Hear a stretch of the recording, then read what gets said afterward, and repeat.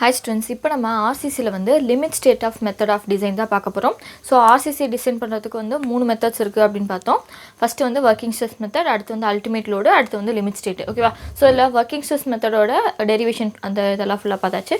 So இப்போ வந்து நம்ம என்ன பண்ண போகிறோம் அப்படின்னா limit state method of RCC design தான் பார்க்க போகிறோம். சரியா? ஸோ இப்போ பார்த்தீங்கன்னா limit state of method of டிசைனில் லிமிட் ஸ்டேட்டில் வந்து பார்த்தீங்க அப்படின்னா நமக்கு வந்து கொலாப்ஸும் வந்து கன்சிடர் பண்ணுவாங்க, சர்வீசபிலிட்டியும் கன்சிடர் பண்ணுவாங்க. இதுக்கு முன்னாடி வந்து நம்ம ஒர்க்கிங் ஸ்ட்ரெஸ் மெத்தட் பார்த்தோம். அதில் வந்து பார்த்திங்கன்னா கிராக் வந்து எதுவுமே அலோவ் பண்ண மாட்டாங்க. அதாவது சர்வீசபிலிட்டியை அதில் அதிகமான சர்வீசபிலிட்டி வச்சு அது நடக்காத மாதிரி பார்த்துப்பாங்க. ஓகேவா? அதாவது கிராக்கே விழாமல் ஒரு டிஃப்ளெக்ஷன் கூட ஆகாமல் சம்திங் அந்த மாதிரி பார்த்துப்பாங்க. பட் இந்த லிமிட் ஸ்டேட் ஆஃப் சர்வீசபிலிட்டியில் பார்த்திங்க அப்படின்னா நமக்கு கிராக் வரும், பட் வந்து ரொம்ப அதிகமாக வராது. இப்போ நார்மலாக ஒரு வீடு கட்டுறோம் அப்படின்னா வீட்டில் ஏதாவது ஒரு இடத்துல வந்து சம்திங் கொஞ்சம் நாளில் வந்து கிராக் வரும் இல்லையா? ஸோ அதனால் வந்து பில்டிங் உடஞ்சிரும் அப்படிங்கிற அர்த்தம் கிடையாது. ஸோ அதனால் கிராக் வரும். ஸோ அதனால் எந்த ஒரு பெரிய பிரச்சனையும் ஆகிடாது. ஸோ டிஃப்ளெக்ஷன் லைட் ஆகும். ஸோ அதனால் வந்து இந்த பில்டிங் உடஞ்சிராது. ஸோ வைப்ரேட் ஆகிறது, ஓகே, அது வந்து நம்ம ஒரு ரயில்வே ஸ்டேஷன் பக்கத்தில் அந்த மாதிரி இருந்துச்சுன்னா லைட்டாக வைப்ரேட் ஆகிறதுனால வந்து அந்த பில்டிங் வந்து டோட்டலாக வந்து கொலாப்ஸ் ஆக போகுது அப்படிங்கிற மாதிரி கிடையாது. ஸோ கொலாப்ஸ் அப்படிங்கிறது என்னென்னா ஃபெயிலியர் டோட்டலாக. பட் இதில் வந்து பார்த்திங்க அப்படின்னா ஏதாச்சும் ஒன்று நடந்திருக்கும். இந்த மாதிரி டிஃப்ளெக்ஷன், கிராக்கு, வைப்ரேஷன், ஸோ இந்த மாதிரி வந்து சம்திங் ஏதாச்சும் நடந்திருக்கும். ஸோ அதை தான் வந்து என்ன சொல்லுவோம் அப்படின்னா லிமிட் ஸ்டேட் ஆஃப் சர்வீசபிலிட்டி அப்படின்னு சொல்கிறோம். ஓகேவா? ஸோ அப்போ பார்த்திங்கன்னா லிமிட் ஸ்டேட் ஆஃப் கொலாப்ஸில் வந்து ஃப்ளக்ஷர்னா என்ன, பெண்ட் ஆகுறது. ஓகேவா? ஸோ வந்து நமக்கு இது வந்து பெண்ட் ஆகிறனால, பீம் ஏதாச்சும் பெண்ட் ஆகிறனால அந்த ஸ்ட்ரக்சர் வந்து கொலாப்ஸ் ஆகலாம். அதே மாதிரி ஷியர்னா ஷியர் ஃபோர்ஸ். ஓகேவா? ஸோ நம்ம வந்து பார்த்திங்கன்னா ஒரு பில்டிங்கை வந்து நமக்கு shear force and bending moment வந்து கிரியேட் ஆகும். ஸோ இதை வந்து நம்ம ஸ்ட்ரக்சரல் அனாலிசிஸ் பார்க்கும்போது நான் தெளிவாக பார்ப்போம். ஸோ அந்த ஃப்ளக்ஷர்னாலையும், அதாவது பெண்டிங்னாலையும் ஷியர் ஃபோர்ஸ்னாலையும் நமக்கு வந்து ஸ்ட்ரக்சர் வந்து கொலாப்ஸ் ஆகிறதுக்கு நிறைய சான்சஸ் இருக்குது. அதேமாதிரி டார்ஷன்னா என்ன, இப்படி சுற்றுறது. ஓகேவா? ஸோ இப்படி வந்து சுற்றுறது. ஓகே, ஸோ இதனால் நடக்கலாம். அடுத்து பாண்ட் அண்ட் ஆங்கரேஜ், இல்லை கம்ப்ரெஷன் ஃபோர்ஸால். ஓகேவா? ஸோ கம்ப்ரெஸ் ஆகிறதுனால நடக்கலாம், இல்லை அப்படின்னா டென்ஷன் ஃபோர்ஸால் நடக்கலாம். ஸோ இது எதனால் வேணால் வந்து அந்த ஸ்ட்ரக்சர் வந்து கொலாப்ஸ் ஆகலாம். ஸோ இது ரெண்டையும் வந்து கன்சிடர் பண்ணி நம்ம ஒரு மெத்தட் ஆஃப் ஆர்சிசி டிசைன் கொண்டு வந்திருக்கோம். ஸோ அதுதான் வந்து லிமிட் ஸ்டேட் மெத்தட். ஓகேங்களா? ஒர்க்கிங் ஸ்ட்ரெஸ் மெத்தடில் பார்த்திங்க அப்படின்னா சம் ட்ராபேக்ஸ் இருந்திருக்கும். என்ன அப்படின்னு பார்த்திங்கன்னா அதில் வந்து லோடு வந்து பார்த்திங்கன்னா எந்த லோடில் வந்து ஃபெயிலியர் ஆகுது அப்படிங்கிற மாதிரி சொல்லியிருக்க மாட்டாங்க. அது இல்லாமல் அது வந்து கான்ட்ராக்ட் வந்து ஒரு எலாஸ்டிக் நேச்சர் அப்படிங்கிற மாதிரி வச்சுருப்பாங்க. அடுத்து பார்த்திங்கன்னா ஸ்ட்ரெஸ் ஸ்ட்ரெயின் கர்வ் வந்து நமக்கு அப்படியே லீனியராக வந்திருக்க மாதிரி வச்சுருப்பாங்க. பட் அதெல்லாம் வந்து ஆக்சுவலாக நடக்காது, ஆக்சுவலாக கிடையாது. பட் அதெல்லாம் அவங்க கன்சிடர் பண்ணி அப்படி டிசைன் பண்ணனால வந்து அது வந்து நம்ம அது ஒரு ட்ராபேக்காக பார்க்குறோம். ஓகேவா? அதே மாதிரி பார்த்திங்கன்னா அல்டிமேட் லோட் மெத்தடில் பார்த்திங்கன்னா இந்த மாதிரி டிஃப்ளெக்ஷன், அதாவது சர்வீசபிலிட்டியை பற்றி அவ்வளோ இதை வந்து சொல்லியிருக்க மாட்டாங்க. ஓகே, ஸோ இந்த ரெண்டுத்தோட டிஃப்ளெக்ஷனையும், இந்த ரெண்டுத்தோட ஒரு டிஸ்அட்வான்டேஜஸ் எல்லாத்தையும் வந்து நம்ம கன்சிடர் பண்ணிட்டு ஒரு ரெக்கவர் பண்ணிவிட்டு அதுக்கப்புறம் நம்ம கொண்டு வந்ததான் வந்து இந்த limit state method of design.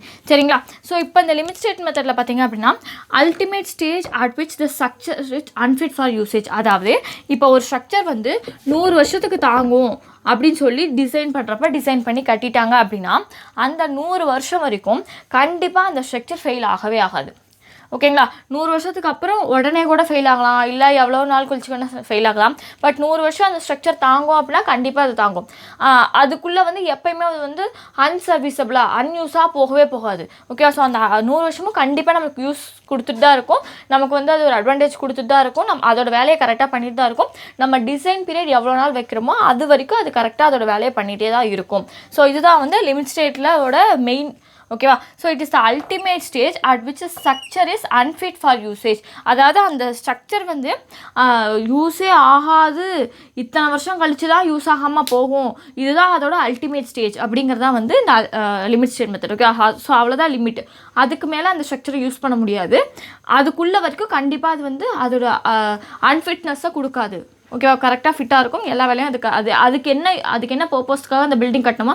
இப்போ ஒரு வாட்டர் டேங்க் கட்டினோம்னா வாட்டர் ஸ்டோரேஜுக்கு. ஸோ அந்த ஒரு 50 வருஷம் அது வாட்டர் டேங்க் இருக்கும் அப்படின்னா அந்த 50 வருஷமும் அந்த வாட்டர் ஸ்டோரேஜை வந்து கண்டிப்பாக அது வந்து என்ன பண்ணிக்கும், கரெக்டாக வந்து பார்த்துக்கும். எந்த ஒரு லீக்காக அந்த மாதிரிலாம் ஆகாமல், எங்கே கொலாப்ஸும் ஆகாமல். நம்ம வந்து இன்னும் ஏன் அப்படின்னு பார்த்தீங்கன்னா வாட்டர் டேங்க்ஸ்லாம் வந்து என்ன பண்ணிகிட்ருக்கோம் அப்படின்னா WSM மெத்தட் தான் யூஸ் பண்ணிகிட்ருக்கோம். ஓகே, ஸோ ஏன் அப்படின்னு பார்த்தீங்கன்னா வாட்டர் டேங்க்கில் வந்து லோடு வந்து சர்டனிட்டி கிடையாது. அதே மாதிரி ஒரே மாதிரி நமக்கு கான்ஸ்டன்டாகவும் இருக்காது. திடீர்னு நமக்கு ஹை வாட்டர் இருக்கும், திடீர்னு நமக்கு லோ வாட்டர் இருக்கும். ஸோ குறைஞ்சிட்டே வரும், திடீர்னு அதிகமான வாட்டர் வரும். ஸோ இந்த மாதிரி லோடு அன்சர்டனிட்டிக்காக தான் நம்ம அதிகமான ஃபேக்டர் ஆஃப் சேஃப்டி வேணும் அப்படின்னு சொல்லிட்டு நம்ம ஃபேக்டர் ஆஃப் சேஃப்டி WSMக்கு எவ்வளோ அப்படின்னு பார்த்தீங்கன்னா கான்க்ரீட்டுக்கு வந்து 3, ஸ்டீலுக்கு வந்து 1.5 சம்திங் அந்த மாதிரி வச்சுருப்போம். ஓகே. ஸோ இது வந்து அதிகமான ஃபேக்டர் ஆஃப் சேஃப்டி. ஸோ ஏன் அப்படின்னு பார்த்தீங்கன்னா லோட் அன்சர்டனிட்டி இதில் அதிகமாக இருக்குது. ஓகே, நிலைப்புத்தன்மை கிடையாது.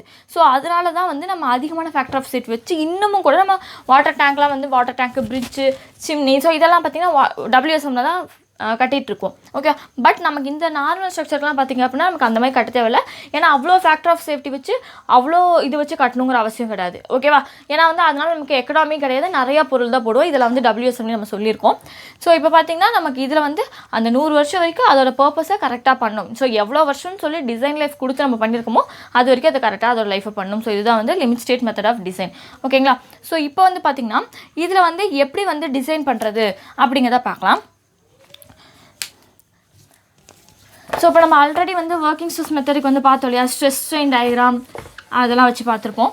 ஸோ இப்போ பாருங்கள், ஒரு பீம் இருக்குது, பீமோட கிராஸ் செக்ஷன். ஸோ பீமோட கிராஸ் செக்ஷன் எடுத்தால் நமக்கு என்ன இருக்கும், ஒரு ரெக்டாங்கிள் இருக்கும். ஸோ அந்த ரெக்டாங்கிள் தான் நாங்கள் போட்டிருக்கேன். ஸோ பீம் வந்து நம்ம என்ன பண்ணுறோம் அப்படின்னா ஒரு ஃபோர்ஸ் மேலேருந்து கொடுக்குறோம்.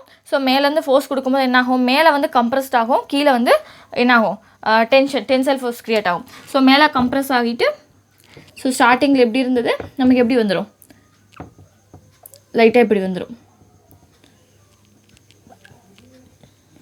ஸோ இப்போ மேலே வந்து கம்ப்ரெஷன் நடக்கும், கீழே வந்து டென்ஷன் நடக்கும். பட் நியூட்ரல் ஆக்சிஸ் வந்து நமக்கு சேமாக தான் இருக்கும்.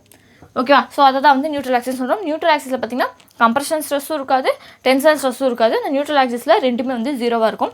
ஸோ அந்த நியூட்ரல் ஆக்சிஸ்க்கு மேலே இருக்கிறது வந்து கம்ப்ரெசிவ் ஃபோர்ஸ் க்ரியேட் ஆகும், கீழே வந்து டென்சைல் ஃபோர்ஸ் வந்து க்ரியேட் ஆகுது. ஓகேவா? ஸோ இப்போ என்ன பண்ணிட்டோம் அப்படின்னா அந்த ரெக்டாங்கிள் வந்து நம்ம ட்ரா பண்ணியாச்சு. ஸோ இது வந்து பார்த்திங்கன்னா B அப்படிங்கிற பிரெத் இருக்கக்கூடிய சைஸு.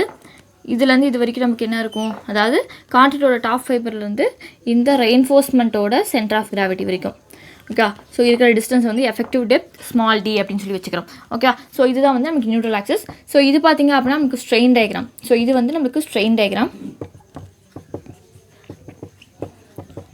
ஓகேவா? ஸோ இது வந்து பார்த்திங்க அப்படின்னா நமக்கு ஸ்ட்ரெஸ் டயக்ராம். நம்ம வந்து WSM மெத்தடில் வந்து strain diagram, stress diagram same ஒன்றே தான் எடுத்திருப்போம். ஏன் அப்படின்னா அங்கே வந்து எலாஸ்டிக் நேச்சரில் எடுத்திருந்தாங்க சேம், அதேனால ஸ்ட்ரெயின் டயக்ராமும் ஸ்ட்ரெஸ் டயக்ராமும் சேம்.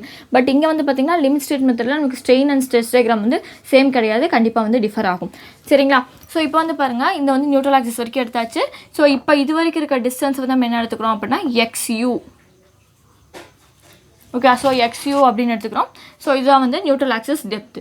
சரியா? ஸோ நம்ம அங்கே வந்து நியூட்ரல் ஆக்சிஸ் டெப்த்துக்கு வந்து ND அப்படிங்கிற மாதிரி எடுத்துருப்போம். ஸோ ரெண்டுக்கும் டிஃபர் ஆகணும் அப்படிங்கிறனால இந்த மாதிரி தனித்தனியாக நியமிச்சுக்கிறோம். ஓகே, மித்தபடி சேம் அதே தான். ஓகே, ஸோ நியூட்ரல் ஆக்சிஸ் வந்து நம்ம XU அப்படின்னு எடுத்துக்கிறோம். ஸோ இப்போ பார்த்திங்கன்னா கான்க்ரீட்டோட ஸ்ட்ரெயின் கண்டுபிடிக்குது. இது வந்து ஸ்ட்ரெயின் டயக்ராம் தானே.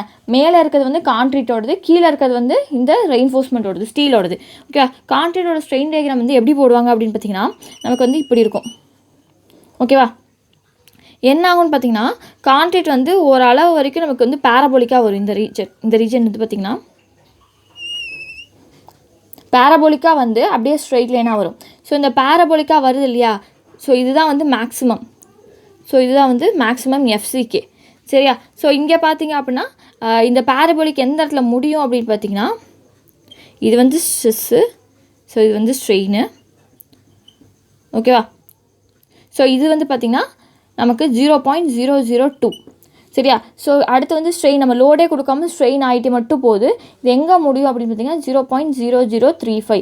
ஸோ இதுதான் வந்து மேக்ஸிமம் கம்ப்ரசிவ் ஸ்ட்ரெயின் இன் கான்க்ரீட். ஓகேவா? 0.0035 மேக்ஸிமம் கம்ப்ரசிவ் ஸ்ட்ரெயின் இன் கான்க்ரீட். ஸோ இப்படி தான் வந்து ஸ்ட்ரெஸ் ஸ்ட்ரெயின் கர்வ் ஃபார் கான்க்ரீட்டுக்கு போடுவோம். ஓகேங்களா? ஸோ இது வந்து பார்த்திங்கன்னா FCK அப்படின்னு வரும். ஸோ இதுக்கப்புறம் நம்ம கால்குலேஷனில் வந்து FCKவை அப்படியே நம்ம எடுத்துக்க மாட்டோம். என்ன பண்ணுவோம் அப்படின்னு பார்த்திங்கன்னா நமக்கு வந்து கம்ப்ரசிவ் ஸ்ட்ரென்த் FCKனா என்ன, கேரக்டரிஸ்டிக் கம்ப்ரசிவ் ஸ்ட்ரென்த்து. இது எப்படி கண்டுபிடிப்பாங்க அப்படிங்கிறத நம்ம ஆல்ரெடி பார்த்துருக்கோம். ஸோ இந்த மாதிரி ஒரு டயக்ராம் போட்டு 5%. ஓகேவா? ஸோ அதில் 5% மட்டும்தான் ஃபெயில் ஆகணும், மித்தி 95% வந்து அந்த ஸ்ட்ரென்த்தை விட அதிகமாக தான் இருக்கணும் அப்படிங்கிற மாதிரி பார்த்துருப்போம். ஸோ இதுக்கு வந்து FCK is equal to F mean minus 1.65 sigma அப்படின்னு சொல்லி பார்த்துருப்போம். ஓகேவா? சரியா? ஸோ இந்த FCK அப்படிங்கிறது பார்த்திங்கன்னா நம்ம நார்மலாக வந்து இப்போ ஒரு M20 கிரேட் கான்க்ரீட் அப்படின்னா இந்த 20 Nm/mm², இதுதான் வந்து FCK. Okay, FCK of that cement concrete. ஓகேவா? ஸோ இப்போ வந்து இந்த FCKவை அப்படியே வந்து நம்ம என்ன பண்ணிக்க மாட்டோம் அப்படின்னா கேரக்டர் அதாவது டிசைன் பண்ணுறப்ப நம்ம வந்து எடுத்துக்க மாட்டோம். ஏன் அப்படின்னா நம்ம இந்த எஃப்சிகே கண்டுபிடிக்கிறது வந்து நம்ம வந்து ஒரு க்யூப் தான் வச்சுருப்போம்.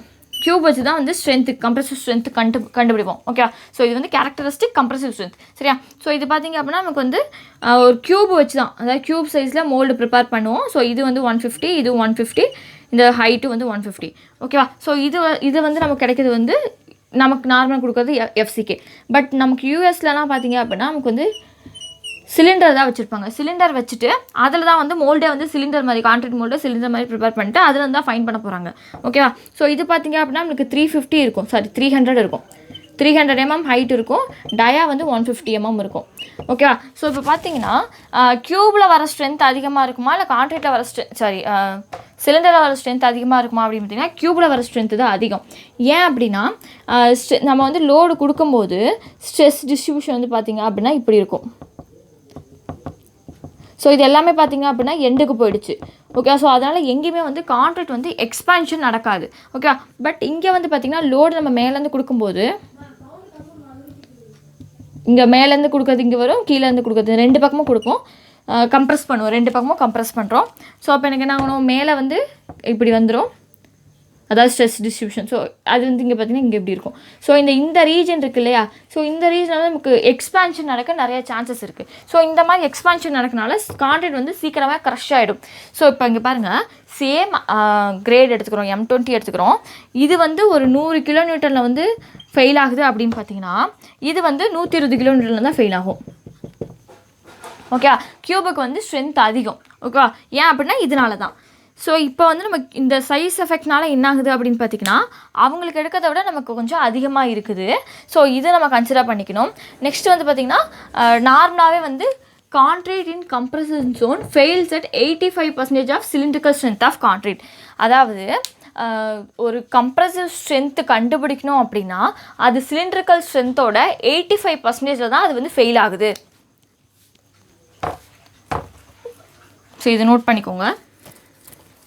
ஸோ பாருங்கள், இப்போ வந்து கான்க்ரீட் ஃபெயில் ஆகிறதா நம்ம என்ன சொல்கிறோம், கம்ப்ரசிவ் ஸ்ட்ரென்த். ஓகேவா? ஸோ அது வரைக்கும் அந்த கான்க்ரீட் அந்த கம்ப்ரெஷனை தாங்குது. ஸோ அது எங்கே ஃபெயில் ஆகுது அப்படின்னா அந்த கம்ப்ரசிவ் ஸ்ட்ரென்த்தில் தான் ஃபெயில் ஆகுது. ஓகேவா? Compression strength is equal to 85% of cylindrical concrete. ஓகேவா? ஸோ அந்த சிலிண்ட்ரிக்கல் கான்க்ரீட் மோல்டு இருக்கு இல்லையா, ஸோ அதில் 85% அந்த கான்க்ரீட்டோட சிலிண்ட்ரிக்கல் கான்க்ரீட்டில் 85% வந்து கம்ப்ரஷன் ஸ்ட்ரென்த் வந்து நமக்கு கிடைக்குது. அதாவது பாருங்கள், concrete in compression zone fails at 85% of cylindrical strength of concrete. அதாவது இந்த கான்க்ரீட்டோட ஸ்ட்ரென்த்து, ஓகே, இந்த கான்க்ரீட்டோட ஸ்ட்ரென்த் வந்து ஒரு 100 அப்படின்னு இருந்துச்சுன்னா இந்த 100ஓட 85% என்ன, 85. ஸோ அப்போ அந்த 85 அப்படிங்கிறத கம்ப்ரசிவ் ஸ்ட்ரென்த். புரியுதா? கான்க்ரீட்டோட நார்மல் ஸ்ட்ரென்த்தோட அந்த சிலிண்ட்ரிக்கல் கான்க்ரீட் ஸ்ட்ரென்த்தோட 85% தான் வந்து கம்ப்ரசிவ் ஸ்ட்ரென்த்து. ஸோ இது வந்து நமக்கு இப்படி இருக்குது. நெக்ஸ்ட்டு பார்த்திங்க அப்படின்னா சிலிண்ட்ரிக்கல் ஸ்ட்ரென்த் வந்து 0.8% of cube strength, sorry 0.8 of cube strength, அதாவது 80%. சரியா? So 80% of cube strength.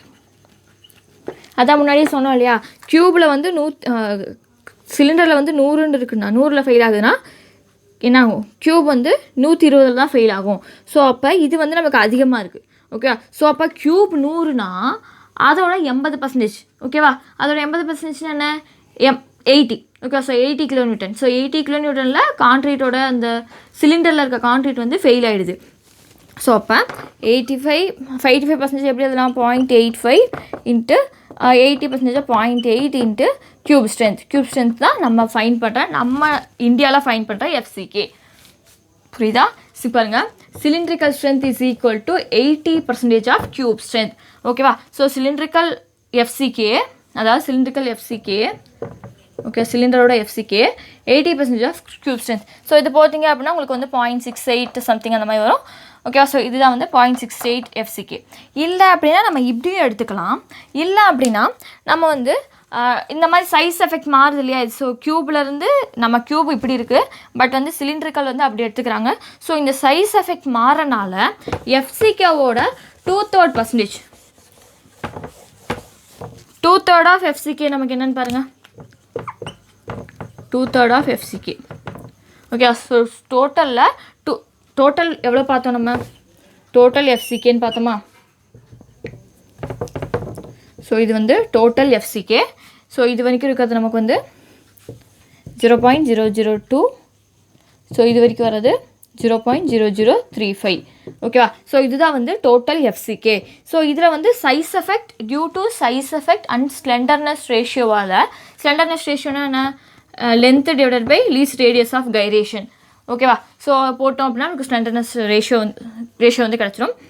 Due to size effect and slenderness ரேஷியோவால் நம்ம வந்து டோட்டல் எஃப்சிகேவை 2/3 ஆஃப் எஃப்சிகேவை நம்ம குறைச்சிட்டோம். டோட்டல் எஃப்சிகேங்கிறது ஒரு 100ன்னு இருந்துச்சுன்னா 2/3 ஆஃப் எஃப்சிகேங்கிறது 67ன்னு வரும். ஓகே, ஸோ 33% வந்து குறையுது. எதனாலன்னு பார்த்தீங்கன்னா இந்த க்யூபு சிலிண்டர் இந்த காம்பினேஷனால். சரியா? ஸோ அப்போ பார்த்தீங்கன்னா நமக்கு எப்படி வரும் டயக்ராம்? ஸோ இப்படி ஸ்ட்ரைட்டாக வந்து இங்கே வந்துடும். ஸோ இது வந்து எஃப்சிகே, இது 2/3 எஃப்சிகே. ஓகேவா? ஸோ நம்ம வந்து என்ன பண்ணுவோம் அப்படின்னா இந்த 2/3 எஃப்சிகே அப்படியே எடுத்துக்க மாட்டோம். சரியா? ஸோ இதில் நம்ம என்ன பண்ணுவோம் அப்படின்னு பார்த்தீங்கன்னா ஃபேக்டர் ஆஃப் சேஃப்டி அப்படின்னு சொல்லிட்டு ஒன்று ஆட் பண்ண போகிறோம். இங்கே வந்து ஃபேக்டர் ஆஃப் சேஃப்டி கிடையாது, பார்ஷியல் சேஃப்டி ஃபேக்டர் அப்படின்னு சொல்லுவோம். இதுக்கு மேலே நம்ம WSMல பார்த்தோம் இல்லையா? ஃபேக்டர் ஆஃப் சேஃப்டி ஃபார் கான்க்ரீட்டுக்கு 3, ஸ்டீலுக்கு 1.5 அப்படின்னு சொல்லிட்டு சேம் அதே மாதிரி இங்கே வந்து லிமிட் ஸ்டேட் மெத்தடில் பார்ஷியல் சேஃப்டி ஃபேக்டர்னு சொல்லுவோம். ஏன் இங்கே வந்து ஃபேக்டர் ஆஃப் சேஃப்டின்னு சொல்லாமல் பார்ஷியல் சேஃப்டி ஃபேக்டர் அப்படின்னு சொல்லிட்டிங்கன்னா அதுக்கு வந்து எக்ஸ்ப்ளனேஷன் இருக்குது, அதை நான் சொல்கிறேன். ஸோ இங்கே வந்து பார்ஷியல் சேஃப்டி ஃபேக்டர் காமா PFன்னு எழுதுவோம். சரியா? ஸோ இங்கே வந்து அதாவது லிமிட் ஸ்டேட் மெத்தடில் இந்த மாதிரி நமக்கு காமா PF பார்த்தீங்கன்னா கான்க்ரீட்டுக்கு 1.5, ஓகேவா? ஸ்டீலுக்கு 1.15. ஸோ இது ரெண்டுமே வந்து பார்த்திங்கன்னா லிமிட் ஸ்டேட் ஆஃப் கொலாப்ஸ். இதே வந்து லிமிட் ஸ்டேட் ஆஃப் சர்வீசபிலிட்டின்னு சொல்லிட்டு 2 இருக்குன்னு பார்த்தோம். லிமிட் ஸ்டேட் ஆஃப் சர்வீசபிலிட்டி அதில் வந்து பார்த்திங்கன்னா கான்க்ரீட்டுக்கும் ஒன்று தான், ஸ்டீலுக்கும் ஒன்று தான். ஓகே, ஸோ இது அவ்வளோ நம்ம கன்சிடர் பண்ண மாட்டோம், இது மட்டும் தான் கன்சிடர் பண்ணுவோம். லிமிட் ஸ்டேட் ஆஃப் கொலாப்ஸ் மட்டும்தான் எடுத்துப்போம். லிமிட் ஸ்டேட் ஆஃப் கொலாப்ஸில் காமா PF அதாவது பார்ஷியல் சேஃப்டி ஃபேக்டர் கான்க்ரீட்டுக்கு வந்து 1.5, ஸ்டீலுக்கு வந்து 1.15. சரியா? ஸோ கான்க்ரீட்டுக்கு 1.5ன்னு சொன்னேன் இல்லையா? ஸோ இப்போ பாருங்கள், நம்ம ஆல்ரெடி வந்து நமக்கு என்ன இருக்குது? 2/3 ஆஃப் எஃப்சிகே. 2/3 எஃப்சிகே என்ன வரும் அப்படின்னு பார்த்தீங்கன்னா 0.67 எஃப்சிகேன்னு வந்திருக்கு. சரியா? ஸோ இதில் வந்து நம்ம என்ன பண்ண போகிறோம் அப்படின்னா பார்ஷியல் சேஃப்டி ஃபேக்டரால் டிவைட் பண்ண போகிறோம். ஸோ அப்போ எப்பவுமே ஃபேக்டர் ஆஃப் சேஃப்டியால் டிவைட் பண்ணோம் இல்லையா? சேம் அதே மாதிரி தான் 0.67 டிவைடட் பை இது வந்து பார்த்தீங்கன்னா கான்க்ரீட் தான் இது வரைக்கும் நம்ம பார்த்துக்கணும், நம்ம ஸ்டீலுக்கு போகவே இல்லை. கான்க்ரீட் வந்து 0.67 எஃப்சிகே. ஸோ அதோட கான்க்ரீட்டோட பார்ஷியல் ஃபேக்டர் ஆஃப் சேஃப்டி பார்த்திங்க அப்படின்னா 1.5. ஸோ அந்த 1.5ஐ இங்கே நம்ம போட்டுக்கிறோம். ஓகேவா? ஸோ இந்த 1.5 போட்டோம் அப்படின்னா நமக்கு என்ன வரும்னா 0.446 எஃப்சிகேன்னு வரும். ஸோ இதை வந்து நம்ம அப்ராக்சிமேட்டாக 0.45 எஃப்சிகே அப்படின்னு வச்சுக்கிறோம். ஸோ நம்ம ஆல்ரெடி பார்த்துருப்போம் கான்க்ரீட்டுக்கு வந்து அதாவது லிமிட் ஸ்டேட் மெத்தடில் கான்க்ரீட்டோட பார்ஷியல் சேஃப்டி ஃபேக்டர் வந்து என்ன எடுத்துக்கிறோம்? 1.5ன்னு எடுத்துக்கிறோம். ஸ்டீலோட பார்ஷியல் சேஃப்டி ஃபேக்டர் வந்து 1.15ன்னு எடுத்துக்கிறோம். இது ஏன் வந்து பார்ஷியல் சேஃப்டி ஃபேக்டர் அப்படின்னு சொல்கிறோம் அப்படின்னா இதுக்கு முன்னாடி பார்த்த WSMல நம்ம இந்த கான்க்ரீட் அண்ட் ஸ்டீல் மெட்டீரியலுக்கு மட்டும்தான் இந்த மாதிரி ஒரு ஃபேக்டரை வந்து நம்ம என்ன பண்ணியிருப்போம் அப்படின்னா இந்த ஃபேக்டரை டிவைட் பண்ணியிருப்போம். ஓகே, பட் நம்ம இந்த லிமிட் ஸ்டேட் மெத்தடில் லோடுக்கு பாதி மெட்டீரியலுக்கு பாதின்னு 2 தனித்தனியாக இதுக்கும் நம்ம வந்து ஃபேக்டர் ஆஃப் சேஃப்டி போட போகிறோம். ஸோ அதுக்கும் போட போகிறோம். முன்னாடி பார்த்தா WSMல பார்த்திங்கன்னா நமக்கு என்ன இருக்கும்? லோடுக்கெலாம் எந்த ஒரு ஃபேக்டரை வச்சு மல்டிப்ளை பண்ணுறதோ இல்லை டிவைட் பண்ணுறதோ எதுவுமே பண்ணியிருக்க மாட்டாங்க. இதுக்கு மட்டும் தான் பண்ணியிருப்பாங்க. கான்க்ரீட்டுக்கு 1.5, கான்க்ரீட்டுக்கு 3, ஸ்டீலுக்கு 1.5. ஓகேவா? ஸோ இது வந்து WSMல. ஸோ அதனால் அதை வந்து ஃபேக்டர் ஆஃப் சேஃப்டி அப்படின்னு சொல்லும். பட் இங்கே வந்து லிமிட் ஸ்டேட் மெத்தடில் பார்த்திங்கன்னா பாதி ஃபேக்டர் வந்து லோடுக்கும் பாதி ஃபேக்டர் வந்து பார்ஷியல் அதாவது மெட்டீரியல்னால் கான்க்ரீட் அண்ட் ஸ்டீல். ஸோ இதுக்கும் 2 தனித்தனியாக இருக்கு இல்லையா? 2 பாதி இருக்கு இல்லையா? ஸோ அதனால் அதை வந்து பார்ஷியல் சேஃப்டி ஃபேக்டர் அப்படின்னு சொல்கிறோம். சரியா? ஸோ இப்போ வந்து பார்ஷியல் சேஃப்டி ஃபேக்டர் ஃபார் லோடுக்கு பார்த்திங்க அப்படின்னா நமக்கு வந்து 4 டைப் ஆஃப் லோடு வந்து ஒரு பில்டிங்ஸ் மேலே வந்து க்ரியேட் ஆக நிறைய சான்சஸ் இருக்குது. நம்ம WSMல பார்த்துருப்போம் dead load and live load மட்டும்தான் அங்கே எடுத்திருப்பாங்க கால்குலேஷன் ஃபுல்லாகவே. அங்கே வந்து ஒரு விண்ட் லோடோ இல்லை ஒரு எர்த்குவேக் லோடோ எடுத்துருக்க மாட்டாங்க. பட் நம்ம இந்த லிமிட் ஸ்டேட் மெத்தடில் பார்த்திங்கன்னா நம்ம என்ன சொல்லியிருக்கோம், ஒரு 100 வருஷத்துக்கு ஒரு பில்டிங் கட்டியிருக்கோம் அப்படின்னா அந்த 100 வருஷம் வரைக்கும் அந்த பில்டிங் வந்து எந்த ஒரு அதாவது அன்சர்வீஸபிளாக போகாது, அன்ஃபிட்டாக போகாது, அந்த யூசேஜுக்கு அன்ஃபிட்டாக போகாது. கரெக்டாக வந்து அது இருக்கிற வருஷம் வரைக்கும் கரெக்டாக அது வேலை செஞ்சுட்டு இருக்கும். ஓகேவா, அப்படிங்கிறத நம்ம பார்த்துருப்போம். ஏன் அப்படின்னா நமக்கு வந்து அந்த 100 வருஷத்தில் எது வேணால் நடக்கலாம். இப்போ வந்து நமக்கு நிறையா புயல்லாம் வந்துச்சு இல்லையா, ஸோ அந்த புயலை வந்து பார்த்திங்கன்னா பெரிய பெரிய பெரிய தென்னை மரமாக இருக்கும். ஸோ அதெல்லாம் வந்து அடிச்சுட்டு போகிறது, பெரிய பில்டிங்ஸையும் கூட அப்படியே வந்து அந்த புயலில் வந்து அடிச்சுட்டு போயிடுச்சு. ஓகேவா, இல்லை வந்து ஏதாச்சும் ஒரு காரு, ஸோ அந்த மாதிரி ஒன்று ஒரு லாரி, ஸோ அந்த மாதிரிலாம் வெயிட் இருக்க பொருள் வந்து ஒரு காற்று தள்ளிட்டு போச்சு அப்படிங்கிறது வந்து நம்ம நார்மலாக சொன்னால் நம்ப மாட்டோம். ஓகேவா, ஏன் அப்படின்னா காற்றுக்கு வந்து நம்ம அவ்வளோ ஸ்பீட் இல்லை அப்படிங்கிற மாதிரி நினச்சிட்டு இருக்கோம். பட் இந்த புயல்லாம் வந்துச்சு அப்படின்னா அதிகமான இந்த சூறாவளியாக தான் சொல்கிறோம் இல்லையா, ஸோ அதிகமான ஸ்பீடில் வந்து அந்த காற்று அடிக்கும்போது அது ஒரு லோடாகவே வந்து பில்டிங் மேலே போய் படும். ஓகேவா, ஸோ அதிகமான லோடாகவே போய் படும். ஸோ அந்த லோடை தாங்க முடியாமல் தான் அந்த பில்டிங் வந்து உடஞ்சி விழுறதோ, இல்லை அந்த அந்த ஏதாச்சும் ஒரு மரம் இந்த மாதிரி லோடு இருக்க ஒரு காரு லாரி அதெல்லாம் வந்து தள்ளி போகிறதோ எதனாலனா அந்த லோடை வந்து அதால் தாங்க முடியாதனால தான். ஸோ அப்போ விண்டுக்கும் வந்து லோடு இருக்குது, அது ஒரு ஹை கன்சிஸ்டன்சியில் ஹை ரேட்டில் வரும்போது கண்டிப்பாக அதுக்கும் லோடு இருக்குது. ஓகேங்களா, ஸோ இந்த எர்த்குவேக்லாம் வந்துச்சு அப்படின்னா அந்த நிலநடுக்கம்லாம் வரும்போது பில்டிங்ஸ்லாம் என்ன ஆகிடும், ஒவ்வொரு பில்டிங் தாங்கிக்கும், பட் ஒவ்வொரு பில்டிங் வந்து தாங்காது. சரியா, ஸோ அப்போ வந்து என்ன ஆகிடும், அப்படியே வந்து உடஞ்சிரும். ஓகேவா, ஸோ அப்படியே வந்து ஃபெயிலியர் ஆகிடும், அப்படியே வந்து விழுந்துடும். இதெல்லாம் வந்து நிலநடுக்கம் வர்றப்ப. ஓகேவா, ஸோ நம்ம இந்தியா சைட் பார்த்திங்கன்னா அவ்வளோ வந்து நமக்கு எர்த்குவேக் வந்து அவ்வளோ கிடையாது. பட் வேர்ல்டில் அனதர் கண்ட்ரிஸ்லாம் பார்த்திங்க அப்படின்னா எர்த்குவேக் ப்ரான் ரீஜன்லாம் நிறைய இருக்குது. தட் மீன்ஸ் நம்ம எர்த்குவேக் அங்கே அதிகமாக வரும், நிலநடுக்கம் வந்து அங்கே அதிகமாக வரக்கூடிய நிலப்பகுதிகள் வந்து நமக்கு வந்து இருக்குது. ஸோ அங்கெல்லாம் ஒரு பில்டிங்ஸ் கட்டுறாங்க அப்படின்னா கண்டிப்பாக இந்த எர்த்குவேக் லோடை வந்து கன்சிடர் பண்ணியே ஆவாங்க. சரியா, பட் நமக்கு வந்து அவ்வளோ தெரியாதனால நம்ம இது வந்து அவ்வளோ கொஞ்சம் இது பண்ணுறதில்ல. ஓகேவா, ஸோ அப்போ வந்து பார்த்திங்க அப்படின்னா நமக்கு 4 load, dead load, live load, earthquake load, wind load. Okay, so wind லோட்னா என்னென்னு பார்த்தாச்சு, எர்த்குவேக் லோட்னா என்னென்னு பார்த்தாச்சு. இந்த டெட் லோட் அண்ட் லைவ் லோட்னா என்ன? ஓகேவா, ஸோ இந்த டெட் லோட்னா என்னென்னா இப்போ வந்து ஒரு பில்டிங் இருக்குது. ஓகே, ஸோ இதுதான் வந்து மணல். ஓகே, இது மேலே தான் என்ன பண்ண போகிறோம், ஃபஸ்ட்டு வந்து ஒரு ஃபவுண்டேஷன் போட போகிறோம். ஃபவுண்டேஷன் போட்டு அதுக்கப்புறம் என்ன பண்ணுவோம், சின்னதாக வந்து ஒரு ஃப்ளோர் மாதிரி போட்டுட்டு அதுக்கு மேலே என்ன ஆகும், நமக்கு வந்து காலம்ஸ் ஃபிட் பண்ணுவோம். ஓகேவா, ஸோ காலம் மேலே என்ன ஆகும், ஒரு ஸ்லாப் வைப்போம். ஸ்லாப் வச்சு அடுத்த பில்டிங்க்கான காலம் கட்டுவோம். ஸோ இந்த காலம் 2 காலம் நடுவில் என்ன பண்ணுவோம், அடுத்து வந்து நம்ம செங்கல்லாம் வச்சு ஸோ அந்த பில்டிங் வந்து முடிஞ்சிடும். ஸோ இதெல்லாமே வந்து என்ன அப்படின்னா இப்போ ஒரு செங்கல் நம்ம கையில் தூக்கி நிற்கிறோம் அப்படின்னா அது எப்படி இருக்கும், சம் வெயிட், ஏதோ ஒரு வெயிட்டை வந்து நம்ம கை கொடுக்கும் தானே, ஒன்றுமே இல்லாத மாதிரி தெரியாதுல்ல. ஸோ ஒரு செங்கல் நம்ம கையில் தூக்கி நிற்கும்போது சம் வெயிட் கொடுக்குது, அது எல்லாமே வெயிட் தான். ஓகே, ஸோ அது எல்லாத்தையும் நம்ம எதில் கொண்டு போய் வைக்க போகிறோம், ஒரு மணல் மேலே வைக்க போகிறோம். ஓகேவா, சாயில் மெக்கானிக்ஸில் பார்த்துருப்போம், அந்த சாயில் வந்து அந்த வெயிட்டு ஃபுல்லாக தாங்கணும் அப்படின்னு சொல்லிட்டு. ஓகே, ஸோ இந்த செங்கலால் வர வெயிட்டு, கான்க்ரீட்டில் பார்த்திங்க அப்படின்னா இப்போ ஒரு மூட்டை சிமெண்ட்டாக நம்மளால் தூக்க முடியுமா, ஸோ இதை வந்து கான்க்ரீட்டாக போடும்போது இன்னும் அதிகமான இது. ஓகே, ஸோ அதெல்லாம் பார்த்திங்க அப்படின்னா அது எல்லாமே வெயிட் தான், அதெல்லாம் வெயிட் ஆஃப் சாயிலுக்கு போகக்கூடிய வெயிட். ஓகேவா, ஸோ அதுதான் வந்து ப்ரெஷர் வந்து நிறையா டிஸ்ட்ரிபியூட் ஆகி நமக்கு சாயிலில் போயிட்டு அந்த சாயில் தான் அந்த வெயிட்டை தாங்கிட்டு இருக்குது. ஓகேவா, ஸோ அப்போ இந்த நம்ம ஸ்லாப் போடுறதாகட்டும், ஸோ இது எல்லாமே அதுக்கப்புறம் நம்ம ஸ்டீல் ரெயின்ஃபோர்ஸ்மெண்ட் போடுவோம். ஸோ இது எல்லாமே வந்து நமக்கு வெயிட்டை தான் கொடுக்கும். ஸோ இதெல்லாம் வந்து என்ன அப்படின்னு பார்த்தீங்கன்னா டெட் லோட் அப்படின்னு சொல்லுவோம். ஏன்னா வந்து இந்த வெயிட் வந்து எப்போயுமே வந்து நமக்கு சேஞ்ச் ஆகாது. இப்போ வந்து ஒரு ஃப்ளோரில் வந்து ஒரு 10 எக்ஸாம்பிளுக்கு ஒரு 100 கிலோமீட்டர் வெயிட் வந்து சாயில் கொடுக்குது அப்படின்னா அடுத்த வருஷம் வந்து பார்க்கும்போது 50 கிலோமீட்டர்லாம் மாறாது. ஓகேங்களா, ஸோ அந்த கிராக்கு க்ரீப் அண்ட் ஸ்டிங்கேஜ்லாம் பார்த்திங்கன்னா ஏதாவது கொஞ்சம் மாறும், பட் அது லோட் இதெல்லாம் வந்து ரொம்பலாம் மாறாது. ஓகேங்களா, ஸோ அதனால் இது வந்து பார்த்திங்கன்னா சேம் எப்பயும் நம்மளுக்கு ஒரே மாதிரி இருக்கிறது. ஸோ இதை வந்து என்ன சொல்லுவோம் அப்படின்னா டெட் லோட் அப்படின்னு சொல்லுவோம். இதே லைவ் லோட்னா ஒரு பில்டிங் கட்டிட்டோம் அப்படின்னா அந்த பில்டிங் அப்படியே இருக்க போகுது. அந்த இப்போ ஒரு வீடாக இருக்குது அப்படின்னா அதில் வந்து என்ன பீப்புள்ஸ் எல்லாம் இருப்பாங்க. சரியா, ஸோ ஒரு வீடுனா ஒரு சின்ன ஒரு கொஞ்சம் பேர் இருக்கவங்க அப்படின்னா ஒரு 10 பேர், அந்த மாதிரி ஒரு 5 பேர். ஓகே, ஸோ இதே ஒரு சினிமா ஹால் அப்படின்னா அங்கே வந்து எத்தனை பேர் வருவாங்க. இதே வந்து ஒரு வேறு ஏதாச்சும் பெரிய பெரிய பில்டிங்ஸு, ஒரு பெரிய மால் அப்படின்னா எவ்வளோ பேர் வருவாங்க. ஸோ அதெல்லாம் வந்து பார்த்திங்க அப்படின்னா லைவ் லோட்ஸ். ஓகே, ஸோ எவ்வளோ பேர் வராங்க. நெக்ஸ்ட் வந்து இப்போ ஒரு சேரை கொண்டு போய் நம்ம வைக்கிறோம், அதுவும் லைவ் லோடு தான். ஓகே, ஸோ இந்த மாதிரி ஒரு சேரு இல்லை வேறு ஏதாச்சும் வீட்டில் வந்து ஏதாவது ஃபர்னிச்சர் வாங்கி வைக்கிறோம், ஒரு கட்டில், ஸோ இது எல்லாமே லைவ் லோடில் தான் வரும். ஏன்னா வந்து அந்த கட்டில் நம்ம எங்கே வேணால் தூக்கிட்டு போக முடியும். ஓகேவா. பட் என்ன ஆகும் அப்படின்னா அந்த ஸ்லாபை நம்ம வந்து தூக்கிட்டுலாம் எங்கேயும் போக முடியாது. ஸோ அதனால் வெயிட்டும் கம்மியாகாது. ஸோ அதெல்லாம் வந்து டெட் லோட்ஸ். ஸோ இந்த மாதிரி லிவிங் பீப்புள்ஸ் இல்லை நான் லிவிங், ஸோ எல்லாமே வந்து எக்ஸ்ட்ரா நம்ம வீட்டுக்குள்ளே வைக்கிறது. ஸோ இது எல்லாமே வந்து என்ன வரும் அப்படி பார்த்தீங்கன்னா லைவ் லோடில் வரும். சரியா. ஸோ இந்த dead load and live load மட்டும்தான் வந்து WSM மெத்தடில் எடுத்துருப்பாங்க. பட் நம்ம இந்த லிமிட் ஸ்டேட் மெத்தடில் dead load, live load, earthquake load and wind load இந்த 4 லோட் காம்பினேஷனும் எடுத்துக்கிறோம். ஓகேவா. ஸோ அதுக்கப்புறம் பார்த்தீங்கன்னா wind load and earthquake load வந்து ஒரே சமயத்தில் வராது. ஓகேவா. ஸோ அதனால் வந்து இந்த 2 கேல்குலேஷன் நம்ம வந்து ஒரே சமயத்தில் எடுத்துக்க மாட்டோம். வேறு மாதிரி கேல்குலேஷன் எடுத்துப்போம். ஸோ இப்போ பாருங்கள் இந்த 4 டைப் ஆஃப் லோடும் வருது. சரியா. ஸோ அப்போ நம்ம ஒரு பில்டிங் கட்டணும்னா இப்போ ஒரு இடத்துல பாருங்கள் டெட் லோடு ஒரு 100, லைவ் லோடு ஒரு 50, எர்த்குவேக்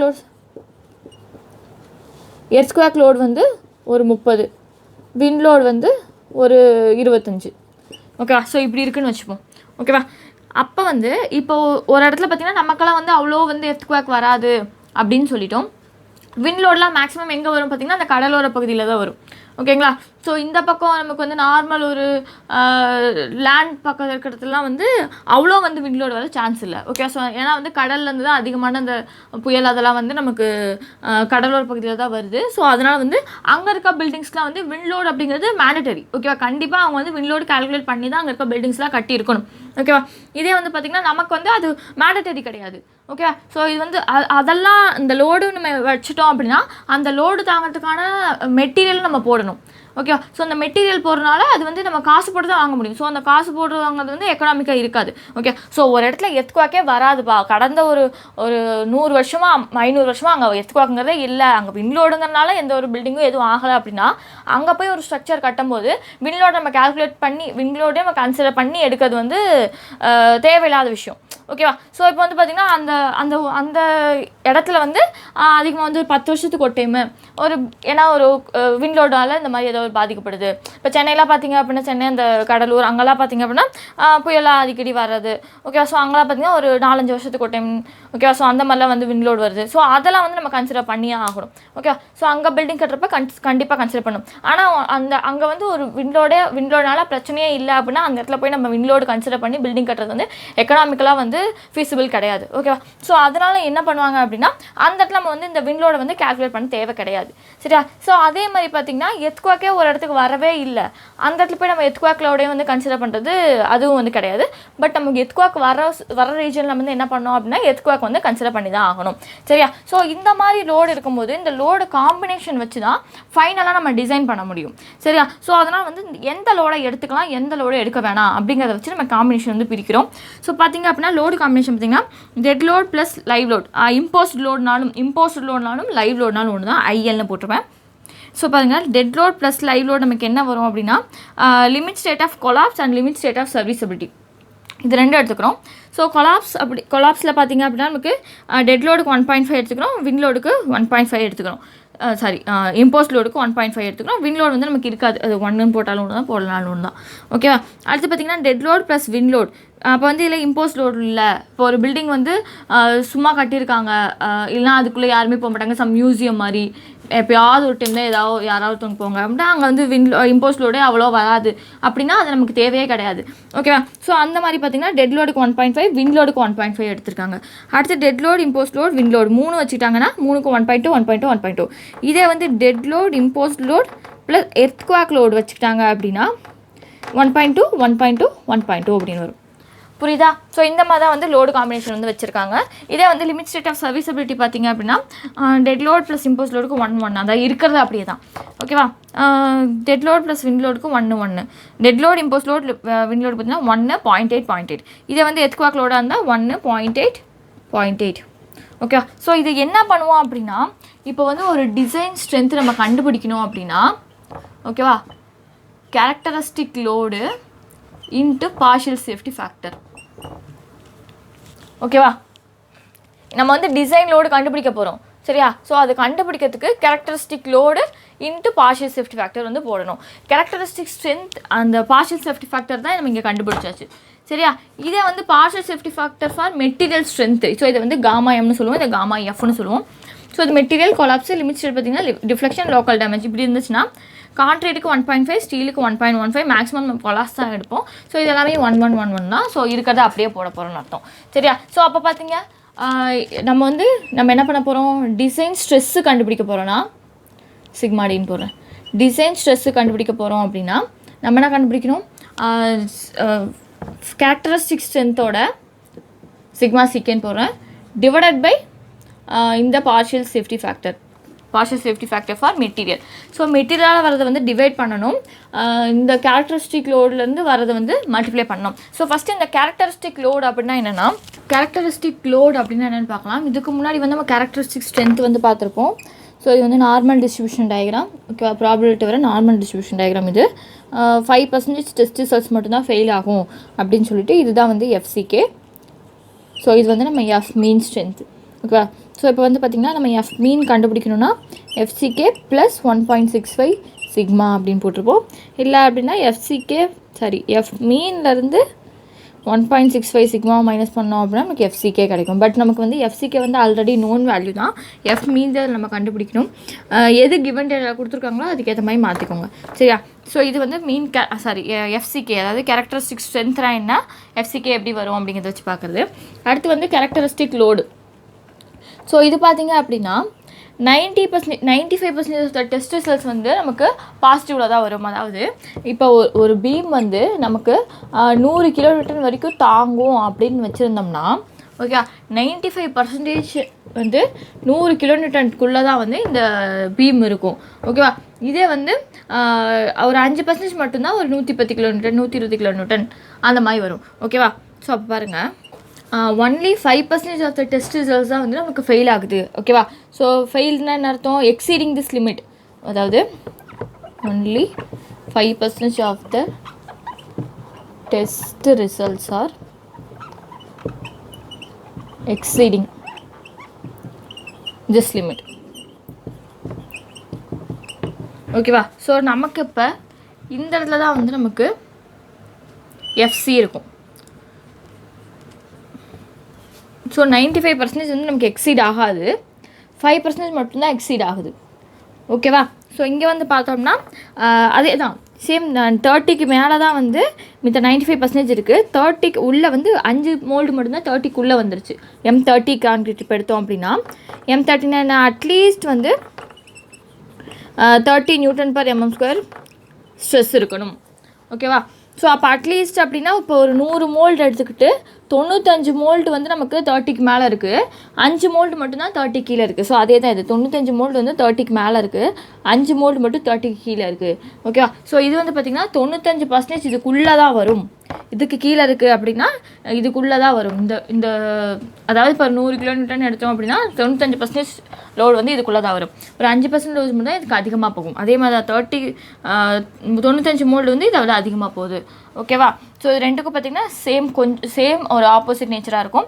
ஸோ இது வந்து பார்த்திங்கன்னா ஏன்னா வந்து இதுதான் நமக்கு வந்து அட்லீஸ்ட்டாக எடுத்துக்கிறோம், இது வந்து அட்மோஸ்ட்டாக எடுத்துக்கிறோம். இது வந்து மேக்ஸிமம், இது வந்து மினிமம். சரியா? ஸோ அதனால தான் நமக்கு இப்படி இருக்குது. ஸோ இப்போ வந்து பார்த்திங்கன்னா இதுதான் வந்து பி மீன். ஓகே, டார்கெட் மீன் லோடு. ஓகேவா? ஸோ இந்த பி மீன் கண்டுபிடிக்கணும் அப்படின்னா நம்ம என்ன பண்ணலாம், இந்த பிசியிலேருந்து கேரக்டரிஸ்டிக் லோட்லேருந்து என்ன பண்ணோம், இது வந்து நமக்கு அதே 95.5 தான். ஸோ 95.5ன்னு வந்துச்சுன்னா நார்மல் டிஸ்ட்ரிபியூஷன் வந்து நமக்கு இந்த 1.65 அப்படிங்கிற ஒரு கான்ஸ்டன்ட் வேல்யூ கிடைக்குது. ஒரு டேபிள் மாதிரி இருக்கும், டேபிள்லேருந்து நம்ம எடுத்துக்கலாம்.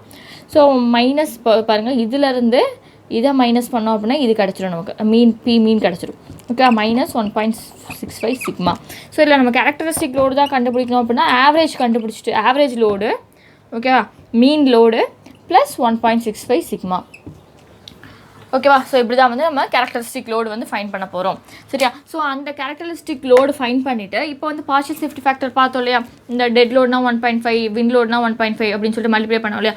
ஸோ அதால் இங்கே வந்து இப்போ நமக்கு கேரக்டரிஸ்டிக் லோடு வந்து 50ன்னு வந்துச்சுன்னா அதை வந்து நம்ம என்ன பண்ணோம் அப்படின்னா டெட் லோட் லைவ் லோட் மட்டும் இருந்துச்சுன்னா 1.5ஆல் மல்டிப்ளை பண்ணிக்கணும். ஓகேவா? ஸோ அப்போ நமக்கு டிசைன் ஸ்ட்ரென்த் வந்து கிடச்சிடும்.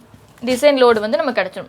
டிசைன் ஸ்ட்ரென்த்தில் டிசைன் லோடு வந்து நமக்கு கிடச்சிடும். ஓகேவா? இதே வந்து நமக்கு டிசைன் ஸ்ட்ரென்த் வேணும்னா, அதாவது ஸ்ட்ரெஸ் வந்து கண்டுபிடிக்கிறது, அது வந்து பார்த்திங்க அப்படின்னா நம்மளோட கேரக்டரிஸ்டிக் ஸ்ட்ரென்த்து டிவைடட் பை நம்மளோட ஃபேக்டர் ஆஃப் சேஃப்டி, அதாவது பார்ஷியல் மெட்டீரியலோட பார்ஷியல் ஃபேக்டர் ஆஃப் சேஃப்டி. ஓகேவா? ஸோ இது போட்டோம் அப்படின்னா நமக்கு வந்து இது ரெண்டும் கிடச்சிடும். ஸோ இப்போ வந்து நம்ம இது வந்து பார்த்திங்கன்னா ஃபுல் ரெக்டாங்கிள், பிங்கிற பிரெத் இருக்கிறது, டிங் அப்படிங்கிறத சொல்லிட்டு எஃபெக்டிவ் டெப்த்து. ஸோ இந்த டாப் ஃபைபர்லேருந்து இந்த ரெயின்ஃபோர்ஸ்மெண்ட்டோட சென்டர் வரைக்கும் இருக்கும். ஸோ நியூட்ரல் ஆக்சிஸ் வந்து நம்ம XU அப்படின்னு சொல்லி வச்சுருக்கோம். நம்ம WSM வந்து ND அப்படின்னு சொல்லி வச்சுருப்போம். ஸோ இங்கே வந்து XU அப்படின்னு வச்சுருக்கோம். ஓகேவா? ஸோ இப்போ பார்த்திங்க அப்படின்னா நம்மளுக்கு ஸ்ட்ரெஸ் ஸ்ட்ரெயின் கர்வில் வந்துட்டு ஃபார் கான்க்ரீட்டோட ஸ்ட்ரெஸ் ஸ்ட்ரெயின் கர்வ் வந்து இந்த மாதிரி பேரபோலிக்காக வந்து அப்புறம் ஸ்ட்ரைட்டாக போகும். ஸோ இந்த பேரபோலிக் எங்கே முடியுதோ அதான் வந்து 0.002, இந்த ஸ்ட்ரெயின் எங்கே முடியுதோ அதை வந்து 0.0035. ஸோ இதுதான் வந்து மேக்ஸிமம் ஸ்ட்ரெயின் இன் கான்க்ரீட். ஸோ மேக்ஸிமம் ஸ்ட்ரெயின் இன் கான்க்ரீட் தான் வந்து 0.0035. இந்த பேரபோலிக் முடியுது இல்லையா? ஸோ அது வரைக்கும் இருக்கிறது வந்து 0.002 இல்லையா? ஸோ அது வந்து நம்ம இங்கே இருக்க மாதிரி எடுத்துக்கிறோம். ஓகேவா? எப்படி கான்க்ரீட்டுக்கு வந்து ஸ்ட்ரெயின் வந்து 0.005 வந்துச்சோ அதே மாதிரி ஸ்டீலுக்கு ஸ்ட்ரெயின் கண்டுபிடிக்கணும். இப்போ ஸ்டீலோட ஸ்ட்ரெஸ் ஸ்ட்ரெயின் டயக்ராம் நம்ம ஆல்ரெடி பார்த்துருப்போம். எப்படி வந்திருக்கும் அப்படின்னா இப்படி வந்திருக்கும். ஓகேவா? ஸோ இது வரைக்கும் நமக்கு வந்து இது அப்பர் ஈல்டு பாயிண்ட், இது லோவர் ஈல்டு பாயிண்ட், இது B, இது A. ஸோ இதெல்லாம் பார்த்துருப்போம். ஹூக்ஸில் இது வரைக்கும் வேல்ட் ஆகும் அப்படின்னு சொல்லிட்டு. இது எல்லாமே வந்து எதுக்கு அப்படின்னா FE 250க்கு, அதாவது மைல்டு ஸ்டீலுக்கு. ஓகேவா? ஸோ மைல்டு ஸ்டீலில் மட்டும்தான் நமக்கு ஈல்ட் ஸ்ட்ரென்த் அதிகமாக இருக்கும். ஓகேவா? இதுக்கப்புறம் வந்து நமக்கு FE 415, FE 500 அதுக்கெலாம் பார்த்தீங்க அப்படின்னா டக்டிலிட்டி நேச்சர் வந்து கம்மி, பட் ஸ்ட்ரென்த் அதிகம். 250லேருந்து 415க்கு ஸ்ட்ரென்த் அதிகம், 415லேருந்து 500க்கும் ஸ்ட்ரென்த் அதிகம். எப்படி ஸ்ட்ரென்த் அதிகம் பண்ணுவாங்க அப்படின்னு பார்த்தீங்கன்னா அதில் இருக்க கார்பன் கண்டென்ட்டை இன்க்ரீஸ் பண்ணுறது மூலமா. ஓகேவா? ஸோ கார்பன்னால தான் நமக்கு ஸ்ட்ரென்த் கிடைக்குது ஸ்டீலில். சரியா? ஸோ FE 250ல் ஓரளவு கார்பன் இருக்கும். ஸோ அதை விட கொஞ்சம் அதிகமாக வந்து கார்பன் போட்டாங்க அப்படின்னா FE 415 ஆகிடும்.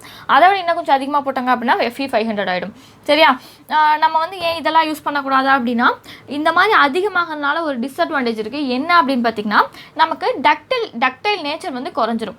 ஓகே, நம்ம ஸ்டீலே மேக்ஸிமம் எதுக்கு யூஸ் பண்ணுறோம் அப்படின்னு பார்த்தீங்கன்னா கான்க்ரீட்டோட தெர்மல் எக்ஸ்பான்ஷனும் ஸ்டீலோட தெர்மல் எக்ஸ்பான்ஷனும் மோரார்லெஸ் சேமாக இருக்கும். ஸோ அப்போ வந்து எக்ஸ்பேண்ட் ஆனாலும் ஒரே மாதிரி ஆகும், நமக்கு வந்து ஷ்ரிங்க் ஆனாலும் ஒரே மாதிரி ஆகும். இது வந்து மெயின் ரீசன் ஸ்டீல் யூஸ் பண்ணுறதுக்கு. ஸ்டீலில் பார்த்திங்க அப்படின்னா ஸ்டீல் வந்து டென்ஷன் வந்து தாங்கிக்குது. அதுவும் இல்லாமல் ஸ்டீலோட ஒரு இது பார்த்திங்கன்னா டக்டைல் நமக்கு வந்து ஒரு இண்டிகேஷன் கொடுக்கும். ஒரு பில்டிங் வந்து உடைய போகுது அப்படின்னா அதுக்கு நமக்கு ஒரு இண்டிகேஷன் கொடுக்கும்.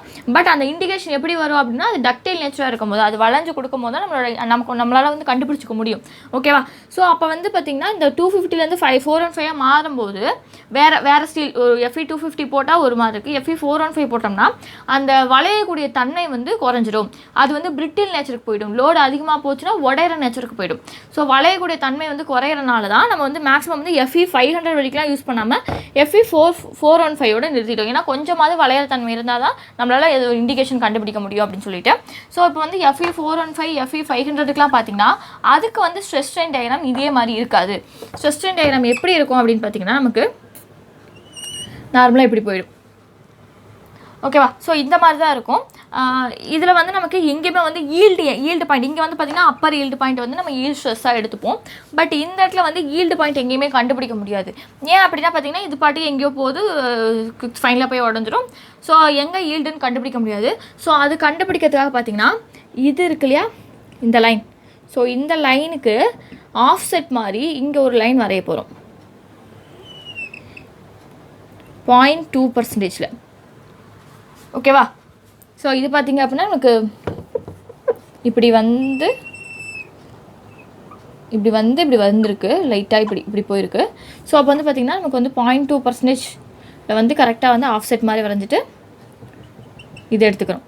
சரியா? ஸோ இப்போ பாருங்கள், இதோட ஈல்டு தான் வந்துட்டு, அதாவது இந்த லைனோட ஸ்ட்ரெயின் தான் வந்து 0.87 FY. 0.87 FYனா என்னென்னா நம்ம வந்து கான்க்ரீட்டுக்கு பார்ஷியல் ஃபேக்டர் ஆஃப் சேஃப்டி வந்து 1.5. ஓகேவா?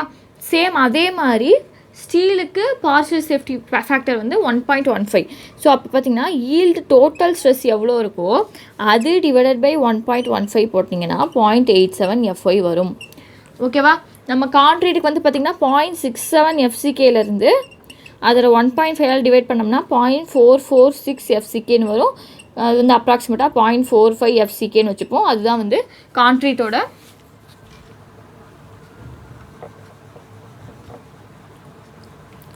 அதுதான் வந்து கான்க்ரீட்டோட மேக்ஸிமம் ஸ்ட்ரெஸ் அப்படிங்கிற மாதிரி பார்த்துருப்போம். ஓகேவா? சேம் அதே மாதிரி ஸ்ட்ரெஸ்ஸுக்கு வந்து நம்ம இந்த மாதிரி டிசைன் இது வந்து பார்த்திங்கன்னா due to size effect and standard ரேஷியோவால் இது வந்திருக்கும் 1.5ங்கிறது பார்ஷியல் சேஃப்டி ஃபேக்டர். ஸோ அதெல்லாம் டிவைட் பண்ணி போட்டிருக்கோம். பட் நமக்கு எஃப்ஒய்க்கு வந்து பார்த்திங்க அப்படின்னா நமக்கு அந்த மாதிரி எந்த ஒரு சைஸ் எஃபெக்ட் அண்ட் ஸ்டாண்டர்ட் ரேஷியோவெல்லாம் எதுவும் மாறல. ஸோ அதனால் இருக்கிற எஃப்ஒய் அப்படியே போட்டுக்கிட்டோம். நமக்கு ஆனால் வந்து பார்ஷியல் சேஃப்டி ஃபேக்டர் பார்த்திங்கன்னா 1.15. ஸோ டிவைட் பண்ணி போட்டோம்னா 0.87 வருது. ஸோ இதுதான் வந்து ஸ்டீலோட ஸ்ட்ரெயின். ஓகேவா? ஸோ இந்த 0.87 அப்படிங்கிறது எங்கே இருக்குன்னா இங்கே இருக்கும். 0.87 FY. 0.87 FY அப்படிங்கிறது என்ன நமக்கு ஈல்ட் ஸ்ட்ரெஸ்ஸு. ஓகேவா? ஸோ இங்கே தான் நம்ம ஸ்ட்ரெஸ்ஸு போட்டிருக்கோம், இங்கே வந்து ஸ்ட்ரெயின் போட்டுட்ருக்கோம். ஸ்ட்ரெஸ் ஸ்ட்ரெயின் டயக்ராம் இது. ஸோ அப்போ வந்து பார்த்திங்கன்னா இது 0.87 FY அப்படிங்கிறது நமக்கு ஸ்ட்ரெஸ்ஸு. ஸ்ட்ரெஸ்லேருந்து நம்ம எப்படி ஸ்ட்ரெயினுக்கு மாற்றலாம்? Strain is equal to stress divided by young's மாடுலஸா? ஓகேவா? So young's modulus is equal to stress divide by strain. இதுதானே பேசிக் ஃபார்முலா. ஸோ இதில் வந்து நம்ம என்ன பண்ணுறோம், இது ரெண்டையும் மாற்றி போட்டுட்டோம். ஸோ அப்போ strain is equal to stress divide by Young's modulus. So இது வந்து பார்த்திங்க அப்படின்னா ஸ்ட்ரெயின் டயக்ராம் நமக்கு. ஓகே, நம்ம ஸ்ட்ரெயின் தான் இப்போ கண்டுபிடிக்கணும். நமக்கு வந்து ஸ்ட்ரெஸ் தேவையில்ல. ஸ்ட்ரெஸ்ஸு தான் 0.87 FY. ஸோ FY அப்படிங்கிறது ஈல்டு ஸ்ட்ரெஸ்ஸு. சரியா? ஸோ அப்போ 0.87 FY டிவைடட் பை இந்த யங்ஸ் மாடுலஸ் ஆஃப் ஸ்டீல் போட்டுட்டோம் அப்படின்னா அது வந்து ஸ்ட்ரெயினாக மாறிடும். ஓகேவா? ஸோ இதுதான் வந்து நார்மல் மைல்டு ஸ்டீலுக்கு இருக்கிற மேக்ஸிமம் ஸ்ட்ரெயின் வேல்யூ. ஓகேவா? இதே வந்து FE415 பார்த்திங்கன்னா இது வந்து நம்ம ஆஃப் செட் வந்து எடுத்துக்கோம் 0.2% அப்படின்னு சொல்லிட்டு. ஓகேவா? ஸோ இதோட இங்கே பாருங்கள், இங்கே இருக்க சேம் டயக்ராம் மாதிரி இங்கே ஒரு முக்கோணம் வந்திருக்கா, சேம் அதே மாதிரி இங்கே ஒரு முக்கோணம் கிடச்சிருக்கு. ஓகேவா? ஸோ இங்கேருந்து இந்த லைன் தான் 0.87 FY divide by ES. So அதே மாதிரி இங்கேருந்து இந்த லைன் இது வந்து பார்த்திங்கன்னா சேம் 0.87 FY ES. ஓகேவா? ஸோ இப்போ நம்ம FE415 தான் நம்ம மேக்ஸிமம் வந்து ஆர்சிசிக்கு யூஸ் பண்ணுறனால நம்ம இதுதான் எடுத்துக்க போகிறோம். ஸோ அப்போ டோட்டல் ஸ்ட்ரெயின் கண்டுபிடிக்கணும் இல்லையா? இந்த ஜீரோலேருந்து தான் எடுத்துக்கணும். நமக்கு இந்த லைன்லேருந்து தான் 0.87 FY, அதாவது இந்த ரீஜன் மட்டும் தான் 0.87 FY வந்திருக்கு. பட் இந்த ரீஜன் நம்ம கேல்குலேட் பண்ணிக்கணும். 0.2% என்ன அர்த்தம்? 0.2 டிவைட் பை 100 அப்படின்னா வந்து 0.002. ஓகேவா? ஸோ இது வந்து பார்த்திங்க அப்படின்னா plus 0.87 FY divided by ES. So இதுதான் வந்து maximum strain of FE415 steel. Okay, FE415 FE500 எல்லாத்துக்குமே வந்து இதுதான் வரும். சரியா? ஸோ இப்படி தான் வந்து மேக்ஸிமம் ஸ்ட்ரெயின் ஸ்டீல் வந்து கண்டுபிடிக்கணும். சரியா? ஸோ இப்போ வந்து ஸ்ட்ரெயின் டயக்ராம் முடிஞ்சிடுச்சு. அடுத்து வந்து பார்த்திங்க அப்படின்னா ஸ்ட்ரெஸ் டயக்ராம் பார்க்கணும். ஸோ ஸ்ட்ரெஸ் டயக்ராம் அப்படின்னா என்னென்னா, ஸோ நம்ம வந்து WSMல ஸ்ட்ரெயின் டயக்ராம் ஸ்ட்ரெஸ் டயக்ராம் ஒரே மாதிரி போட்டிருப்போம். பட் நமக்கு இங்கே வந்து பார்த்திங்கன்னா ஸ்ட்ரெயின் அண்ட் ஸ்ட்ரெஸ் டயக்ராம் வந்து மாறும். சரியா? ஸோ நம்ம ஆல்ரெடி பார்த்துருக்கோம். இது வந்து பார்த்திங்கன்னா நமக்கு பேரபோலிக்காக போகும். இது வந்து பேரபோலிக் கர்வு, அதுக்கப்புறம் ஸ்ட்ரெயிட்டாக வரும். ஸோ இது வரைக்கும் இருக்கிறது வந்து நமக்கு 0.002. ஸோ இங்கே வரைக்கும் இருக்கிறது 0.0035 அப்படின்னு சொல்லிட்டு. ஓகேவா? ஸோ அப்போ வந்து இது பேரபோலிக்காக வருது, இது கர்வாக வருது இல்லையா? ஸோ அதனால் நமக்கு ஸ்ட்ரெஸ்ஸும் பார்த்திங்க அப்படின்னா இதுலேருந்து இது வரைக்கும் பேரபோலிக்காக வரும். ஓகேவா? ஸோ பேரபோலிக்காக வந்து இந்த இடத்துல நமக்கு என்ன ஆகும் அப்படின்னு பார்த்திங்கன்னா ரெக்டாங்குலராக போகும். சரியா? ஸோ இப்படி தான் வந்து நமக்கு கர்வ் இருக்க போகுது. ஸோ இப்போ பார்த்திங்கன்னா இதுக்கு வந்து நம்ம கம்ப்ரெசிவ் ஃபோர்ஸும் டென்சைல் ஃபோர்ஸும் கண்டுபிடிக்கணும் ஸ்ட்ரெஸ் டயக்ராம்லேருந்து. ஸோ இப்போ பாருங்கள் 0.002லேருந்து 0.003 வரைக்கும் இருக்க டயக்ராம் வந்து நமக்கு ரெக்டாங்கிள் மாதிரி வந்துடும், ஸ்ட்ரெயிட் லைன்ஸ். ஓகேவா? 0.002 வந்து கீழே வரும்போது அதை விட கம்மியாகும் போது தான் நம்மளுக்கு பேரபோலிக். சேம் அதே மாதிரி 0.002லேருந்து கீழே வரும்போது நம்மளுக்கு பேரபோலிக்காக வரும். இது வந்து பேரபோலிக் டயக்ராம். ஓகேவா?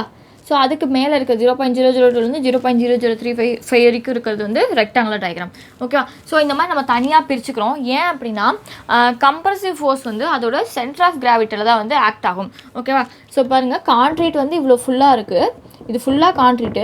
ஸோ இதில் ஃபோர்ஸ் வந்து இதோட சென்டர் ஆஃப் கிராவிட்டியில் தான் ஆக்ட் ஆகும். பட் நம்ம ரெயின்ஃபோர்ஸ்மெண்ட்டுக்கு இதோட சென்டர் ஆஃப் கிராவிட்டி டேரெக்டாக வந்து இந்த லைன் போட்டுக்கலாம்.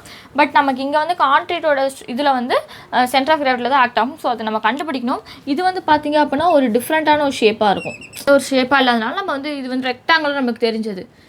ரெக்டாங்குலர் சென்டர் ஆஃப் கிராவிட்டி பார்த்திங்கன்னா சென்டரில் ஆக்ட் ஆகும். இது வந்து D அப்படின்னா D/2ல ஆக்ட் ஆகும் அப்படின்னு சொல்லி நம்ம ஃபைன் பண்ணிக்கலாம்.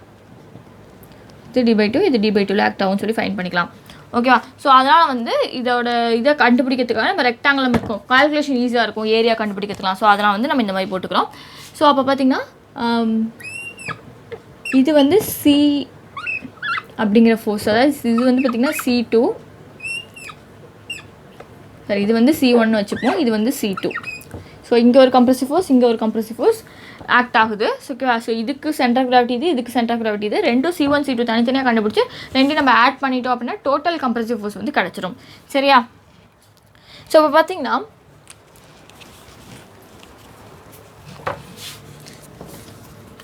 ஸ்ட்ரெயினோட கம்ப்ரசிவ் ஸ்ட்ரெஸ் வந்து இங்கே தான் இருக்கும். ஸ்ட்ரெயினோட டென்சைல் ஃபோர்ஸ் கேபிட்டல் Tன்னு சொல்லுவோம். ஸோ அது வந்து பார்த்திங்கன்னா நமக்கு என்ன இருக்கும், sigma ST by M. Okay, so இது வந்து ஸ்ட்ரெஸ்ஸு. ஓகே, ஸோ இந்த 0.45 FCK மாதிரி இது வந்து ஸ்ட்ரெஸ்ஸு, சிக்மா ST by Mங்கிறது ஸ்ட்ரெஸ்ஸு. டென்சைல் ஃபோர்ஸ் என்ன வரும், sigma ST into AST. Okay, so இதெல்லாம் எப்படி வந்துச்சு அப்படின்னு சொல்லி நம்ம WSMல பார்த்துருக்கோம். அதை தெளிவாக பார்த்துட்டு வந்து இது பாருங்கள். சரியா? ஸோ இப்போ வந்து நம்ம C1 C2ல கண்டுபிடிக்கணும். ஸோ இந்த கம்ப்ரசிவ் ஃபோர்ஸு டென்சைல் ஃபோர்ஸ்லாம் எதுக்கு கண்டுபிடிக்கணும் அப்படின்னு பார்த்தீங்கன்னா நம்மளோட நியூட்ரல் ஆக்சிஸ் டெப்த்து ஃபைண்ட் பண்ணுறது ப்ராப்ளமில் வரும். ஓகேங்களா? For finding neutral axis depth கண்டுபிடிக்கணும்னா டெப்த் ஆஃப் நியூட்ரல் ஆக்சிஸ் கண்டுபிடிக்கணும்னா நம்ம என்ன பண்ணணும்னா கம்ப்ரசிவ் ஃபோர்ஸையும் டென்சைல் ஃபோர்ஸையும் நம்ம ஈக்குவேட் பண்ணணும். ஓகேவா? அப்படி பண்ணால் தான் நம்மளுக்கு வந்து XU வேல்யூ வந்து கண்டுபிடிக்க முடியும். ஸோ அப்போ இதுக்கு வந்து நம்ம கம்ப்ரசிவ் ஃபோர்ஸும் டென்சைல் ஃபோர்ஸும் ஃபைன் பண்ணிக்கணும். ஸோ இப்போ வந்து நம்ம compressive force tensile force fine பண்ணலாம். ஸோ கம்ப்ரசிவ் ஃபோர்ஸ் C1 இப்போ ஃபஸ்ட்டு கண்டுபிடிக்கலாம். C1 இஸ் ஈக்குவல் டு என்ன, ஃபோர்ஸ்னா என்ன, ஸ்ட்ரெஸ் இன்ட்டு ஏரியாவா? ஸோ ஸ்ட்ரெஸ்ஸிங் என்ன வரும், 0.45 FCK. சரியா? ஏரியா பார்த்தீங்க அப்படின்னா ரெக்டாங்குலர் ஏரியா ஃபார்முலா என்ன, B into H. ஓகேவா? ஸோ B அப்படிங்கிறது பிரெத் வேல்யூ. ஓகேவா? இன்ட்டு ஹெச்ங்கிறது வந்து என்ன எடுத்துக்கலாம் அப்படின்னா இந்த டிஸ்டன்ஸை வந்து நம்ம X டேஷ் அப்படின்னு எடுத்துக்கிறோம். பார்த்தீங்கன்னா இங்கேருந்து இது வரைக்கும் இருக்கிற டிஸ்டன்ஸ் வந்து X டேஷு. ஸோ இங்கேருந்து இது வரைக்கும் இருக்கிற டிஸ்டன்ஸ் வந்து X டபுள் டேஷ். இது ரெண்டுமே நமக்கு தெரியாது எந்த டிஸ்டன்ஸ், அதாவது 0.0035 0.002 வரைக்கும் என்ன டிஸ்டன்ஸ் அப்படின்னு சொல்லி நமக்கு தெரியாது. இனிமேல் தான் நம்ம ஃபைன் பண்ணணும். ஸோ இந்த X dash X double dash தெரியாது. ஸோ இதே தான் இங்கேயும் இருக்க போகுது, X dash X double dash, இது வரைக்கும் X டபுள் டேஷ், இது வந்து X டேஷ். சரியா? ஸோ இப்போ பாருங்கள், பிரெத்து வந்து நம்ம B அப்படின்னு போட்டாச்சு. டெப்த் வந்து பார்த்திங்கன்னா இது ரெக்டாங்குலர் டெப்த் வந்து பார்த்திங்கன்னா X டேஷ். சரியா? இதுதான் வந்து C1. அடுத்து அதே மாதிரி C2க்கு பாருங்கள், C2க்கு ஸ்ட்ரெஸ் இன்ட் ஏரியா 0.45 FCK. கீழே பார்த்தீங்கன்னா பேரபோலா. ஸோ இந்த பேரபோலா பார்த்தீங்கன்னா இப்போ ஒரு ரெக்டாங்கிள் இருக்குன்னா அதோட 2/3 ஏரியாவில் தான் வந்து நமக்கு பேரபோலா இருக்கும். சரியா? 2/3 of area of rectangle, so அதுதான் வந்து பேரபோலா. சரியா? ஸோ அதனால் வந்து ஏரியா ஆஃப் ரெக்டாங்கிள் வந்து பார்த்திங்கன்னா B into X. Okay, so B into இங்கே X. இப்போ இங்கே ஒரு ரெக்டாங்கிள் இருக்க மாதிரி நம்ம கன்சிடர் பண்ணோன்னா ஸோ இதுதான் வந்து டெப்த்து. சரியா? ஸோ அப்போ 2/3 B into X double dash. Okay, so இப்படி தான் வந்து இதுதான் வந்து நம்ம X dash and X double dash fine பண்ணிட்டோம்னா இது ரெண்டு நம்ம சால்வ் பண்ணிடலாம். சரியா? ஸோ இப்போ வந்து நம்ம X டேஷ்னா என்ன, X டபுள் டேஷ் எவ்வளோ அப்படிங்கிறத ஃபைன் பண்ணலாம்.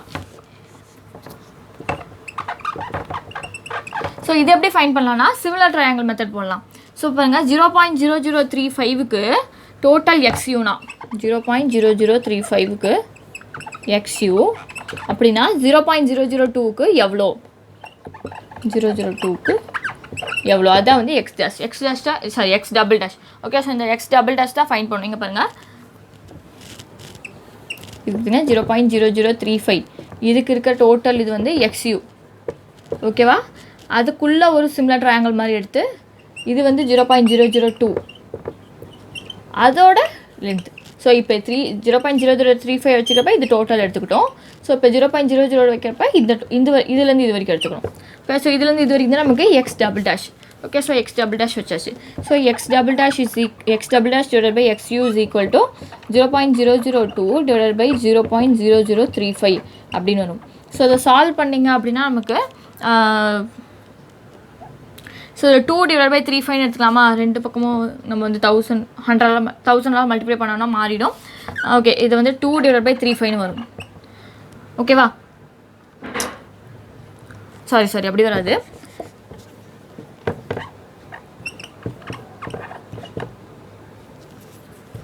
ஸோ இது பார்த்திங்க அப்படின்னா உங்களுக்கு 0.0020 கூட இதில் போட்டுக்கலாம் தானே. பாயிண்ட்டுக்கு அப்புறம் 0 வந்தாலும் ஒன்று தான், அதாவது பாயிண்ட்டுக்கு அப்புறம் நம்பர் இருக்குது அப்படின்னா நம்பருக்கு அப்புறம் 0 வந்தாலும் ஒன்று தான், வராட்டி ஒன்று தான். ஓகேவா? ஸோ இது பார்த்திங்கன்னா 4 5s are 20, 7 5s are 35 அப்படின்னு வரும். ஸோ அப்போ X double dash divide by XU is equal to 4/7. So அப்போ X double dash is equal to 4/7 of XU. ஓகேவா? இந்த டோட்டல் எக்ஸ்யூவில் அதாவது எக்ஸ் டபுள் டேஷ் அப்படிங்கிறது 4/7 ஆஃப் எக்ஸ்யூ இப்போ வந்து நம்ம கண்டுபிடிச்சாச்சு. சரியா? நெக்ஸ்ட் அதே மாதிரி எக்ஸ் டேஷ் ஃபைன் பண்ணணும். ஸோ எக்ஸ் டேஷ் அப்படிங்கிறது டோட்டல் எக்ஸ்யூலேருந்து 4/7 எக்ஸ்யூ போச்சுன்னா எவ்வளோ? ஓகே. ஸோ அப்போ வந்து பார்த்திங்கன்னா டோட்டல்ங்கிறது 1ன்னு எடுத்துக்கலாம். 1லேருந்து 4/7 போச்சு அப்படின்னா நமக்கு என்ன வரும்? 7 - 4 3/7. ஸோ அப்போ எக்ஸ் டேஷுங்கிறது நமக்கு 3/7 எக்ஸ்யூ.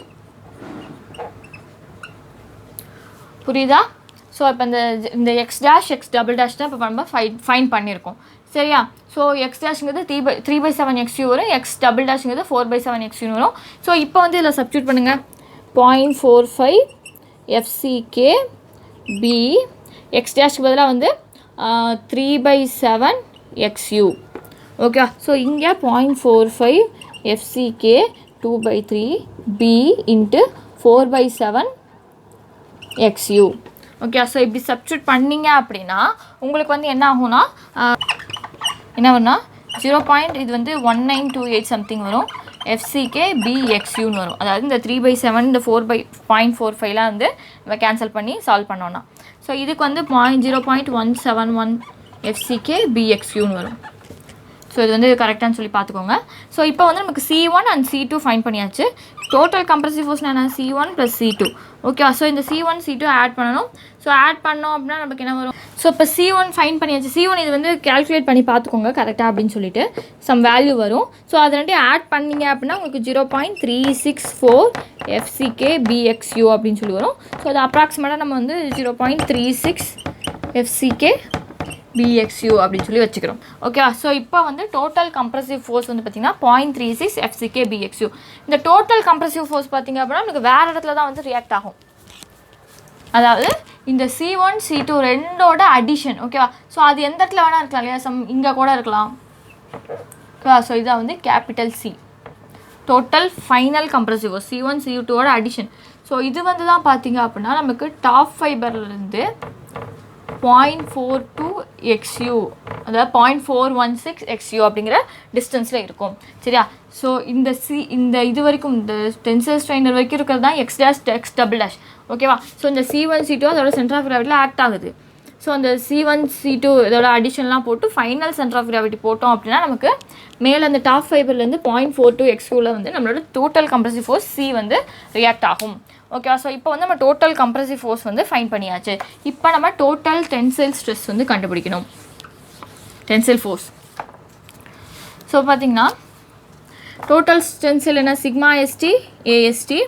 ஸோ சிக்மா ST வந்து நம்ம என்ன பண்ணிக்கலாம்? 0.87 FY ASTன்னு எழுதலாமா? அதுதானே நமக்கு சிக்மா ST அப்படிங்கிறது என்ன? நமக்கு வந்து ஃபைனலாக ஸ்டார்டிங்கில் இருக்குது. ஸோ அதை நம்ம வந்து பார்ஷியல் ஃபேக்டர் ஆஃப் சேஃப்டியெல்லாம் டிவைட் பண்ணிட்டோம் அப்படின்னா 0.87 FY வரும். ஃபார் நியூட்ரல் ஆக்சஸ் ஃபைன் பண்ணுறதுக்கு. ஓகே. ஸோ இப்போ நம்ம XU ஃபைன் பண்ண போகிறோம் for XU finding. Okay. So இதுக்கு வந்து பார்த்திங்கன்னா compressive force is equal to tensile force.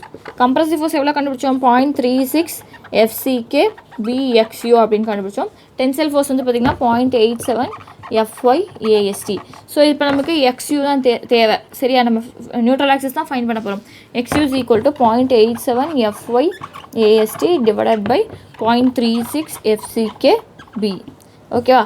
So இப்படி தான் வந்து நியூட்ரல் ஆக்சஸ் வந்து ஃபைன் பண்ணணும். சரியா? ஸோ நெக்ஸ்ட் வந்து பார்த்திங்கன்னா நமக்கு வந்து X பேலன்ஸ் பை D வந்து கண்டுபிடிக்கணும். ஸோ இப்படி தான் வந்து XU இது நோட் பண்ணிக்கோங்க. நெக்ஸ்ட் நம்ம என்ன பண்ண போகிறோன்னா ஸோ இப்போ இந்த சிமிலர் ட்ரையாங்கிள் எடுத்துக்கோங்களேன். இப்போ வந்து பாருங்கள் நம்ம ஆல்ரெடி பார்த்துருப்போம் under reinforce, over reinforce, balance reinforce அப்படின்னு சொல்லிட்டு. அண்டர் ரெயின்ஃபோர்ஸ்னால் பேலன்ஸை விட கம்மியாக இருக்கும், ஓவர் ரெயின்ஃபோர்ஸ்னால் பேலன்ஸை விட அதிகமாக இருக்கும். பேலன்ஸ்னால் XU is equal to x balance, ரெண்டும் ஈக்குவலாக இருந்துடும். சரியா? ஸோ அப்போ வந்து பார்த்திங்கன்னா எக்ஸ் பேலன்ஸ் அப்படிங்கிறதும் எக்ஸ் கிரிட்டிக்கல் அப்படிங்கிறதும் ஒன்று தான். சரியா? ஸோ அதனால் இப்போ நம்ம என்ன பண்ண போகிறோம் அப்படின்னா எக்ஸ் பேலன்ஸ்டு அதுதான் வந்து மேக்ஸிமமாக இருக்கவும் போகுது. சரியா? ஸோ அதனால் வந்து எக்ஸ் பேலன்ஸ்டு கண்டுபிடிக்க போகிறோம். ஸோ XU அது வந்து நம்ம எக்ஸ் பேலன்ஸ்னு வச்சுருவோம். ஏன்னா வந்து அது ஈக்குவலாக இருக்கும்போது ஓகேவா? இதே வந்து நமக்கு அண்டர் ரெயின்ஃபோர்ஸ்னா என்ன ஆகும்? நியூட்ரல் ஆக்சிஸ் கொஞ்சம் மேலே போகும். இதே வந்து ஓவர் ரெயின்ஃபோர்ஸ் அப்படின்னா நியூட்ரல் ஆக்சிஸ் கொஞ்சம் கீழே வரும். ஸோ அந்த நியூட்ரல் ஆக்சிஸ் டெப்த் தான் XU ஃபைன் பண்ணியாச்சு. பட் நமக்கு கரெக்டாக இருந்துச்சுன்னா, பேலன்ஸ்டு ரெயின்ஃபோர்ஸ்டாக இருந்துச்சு அப்படின்னா அதை எக்ஸ் பேலன்ஸ்னு வச்சுக்கிறோம். அதாவது neutral axis balanced neutral axis depth, சரியா? எக்ஸ் பேலன்ஸ் அப்படிங்கிறது. ஸோ அப்போ வந்து பார்த்திங்கன்னா இந்த டோட்டல் டெப்த் வந்து எக்ஸ் பேலன்ஸ். ஸோ இது வந்து பார்த்திங்கன்னா 0.0035. ஸோ நான் என்ன பண்ணிக்கிறேன், 0.0035 divided by x balance. Okay, balanced reinforced செக்ஷனோட நியூட்ரல் ஆக்சிஸ் டெப்த் தான் எக்ஸ் பேலன்ஸ், சரியா? அடுத்து ஸோ இந்த 0.0035 எக்ஸ் பேலன்ஸ்டும், நெக்ஸ்ட் இந்த strain 0.87 FY divided by ES plus 0.002. ஓகேவா? ஸோ 0.0035ங்கிறது கான்க்ரீட், இது வந்து பார்த்திங்கன்னா ஸ்டீல். ஸோ இது வந்து இதோட டிஸ்டன்ஸ் போடணும் இப்போ. ஓகே, ஸோ நமக்கு இந்த டிஸ்டன்ஸ் வந்து எக்ஸ் பேலன்ஸ்னு தெரியும், இந்த டோட்டல் டிஸ்டன்ஸ் வந்து ஸ்மால் டி அப்படின்னு தெரியும். ஸோ இந்த ஸ்மால் டிலேருந்து எக்ஸ் பேலன்ஸ்ட்டை மைனஸ் பண்ணிட்டோம்னா இது கிடச்சிரும். ஸோ அதனால் small d minus x balanced. ஓகேவா? ஸோ இப்போ இதை வந்து இங்கே கொண்டு வந்துருங்க, இதை வந்து இங்கே கொண்டு வந்துருங்க. D minus x balanced divided by x balanced is equal to 0.87 FY divided by ES 0.002 divided by இந்த 0.0035. ஓகேவா? ஸோ இப்போ வந்து பார்த்திங்கன்னா d divided by x balance வந்துடுமா, தனித்தனியாக போட்டோம்னா -1. ஓகேவா? ஸோ அதுக்கப்புறம் என்ன பண்ணுறோம், இது அப்படியே தான் கீழே வந்துடும். ஸோ இந்த -1 வந்து நம்ம அந்த பக்கம் எடுத்துகிட்டு போகிறோம். எடுத்துகிட்டு போனோம்னா என்ன வரும், 0.87 FY divided by ES plus 0.002 divided by 0.0035 இந்த டோட்டல் ப்ளஸ் 1. ஓகேவா? ஸோ இப்படி போட்டுட்டோன்னா இப்போ வந்து நம்ம என்ன பண்ணுறோம்னா எக்ஸ் பேலன்ஸ் பை டி தான் கண்டுபிடிக்கணும். ஸோ அப்போ எக்ஸ் பேலன்ஸ் பை டி தான் கண்டுபிடிக்கணும். ஸோ அதோட எல்லாம் என்ன பண்ணிக்கிறேன், அதை அப்படியே இன்வெர்ஸ் பண்ணிக்கிறேன். ஸோ இதை அப்படியே இன்வெர்ஸ் பண்ணோம் அப்படின்னா என்ன வரும், 1 டிவைடடில் இது எல்லாமே வந்துடும். 0.87 FY divided by ES plus 0.002 டிவைடடில் 0.0035 ப்ளஸ் 1. ஸோ இதெல்லாமே வந்துடுச்சு. ஓகேவா? ஸோ இப்போ பாருங்கள், இந்த 0.0035 இங்கே கொண்டு வந்துடலாமா, கிராஸ் மல்டிப்ளிகேஷன் பண்ணோம் அப்படின்னா 0.0035 வந்துடும். ஸோ 0.0035ஓட இங்கே பார்த்தீங்க இதுவும் ப்ளஸ் தான், இதுவும் ப்ளஸ் தான். இப்போ 0.002 ஆட் பண்ணிங்கன்னா 0.0055 வந்துருச்சு, சரியா? ஸோ இது எப்படி எழுதுறான்னா x balance by d 1 divided by 0.87 FY divided by ES plus 0. எப்படி எழுதலாம்னா 0055 டிவைடட் பை 0.0035 இப்படி தான் வரும் சால்வ் பண்ணோம்னா. ஸோ இப்போ வந்து பாருங்கள், இது வந்து 1 டிவைடடில் டிவைடட் இருக்குது. ஸோ இப்போ பாருங்கள் 1 டிவைடட் பை 1/2 அப்படின்னு எழுதலாம். அந்த 2 மேலே கொண்டு போவோமா, சேம் அதே மாதிரி x balance by d is equal to 0.0035 டிவைடடில் 0.87 FY divided by ES plus 0.0055. Okay, so இப்படி தான் வந்து எக்ஸ் பேலன்ஸ் பை டி வந்து ஃபைன் பண்ணணும். ஸோ இந்த எக்ஸ் பேலன்ஸ் பை டியை வச்சு என்ன பண்ண போகிறோம் அப்படின்னு பார்த்தீங்கன்னா சம் ஃபார்முலா வந்து இருக்குது. ஸோ இந்த எக்ஸ் பேலன்ஸ் பை டி இந்த இதை பார்த்துக்கோங்க. ஓகே, ஸோ இதை வந்து நோட் பண்ணிக்கோங்க. ஸோ இப்போ வந்து நம்ம இதுலேருந்து எப்படி கண்டுபிடிக்கிறது அப்படின்னு சொல்லி பார்க்கலாம். FY வேல்யூ வச்சே நம்ம வந்து கண்டுபிடிக்கிற மாதிரி போடுறோம்.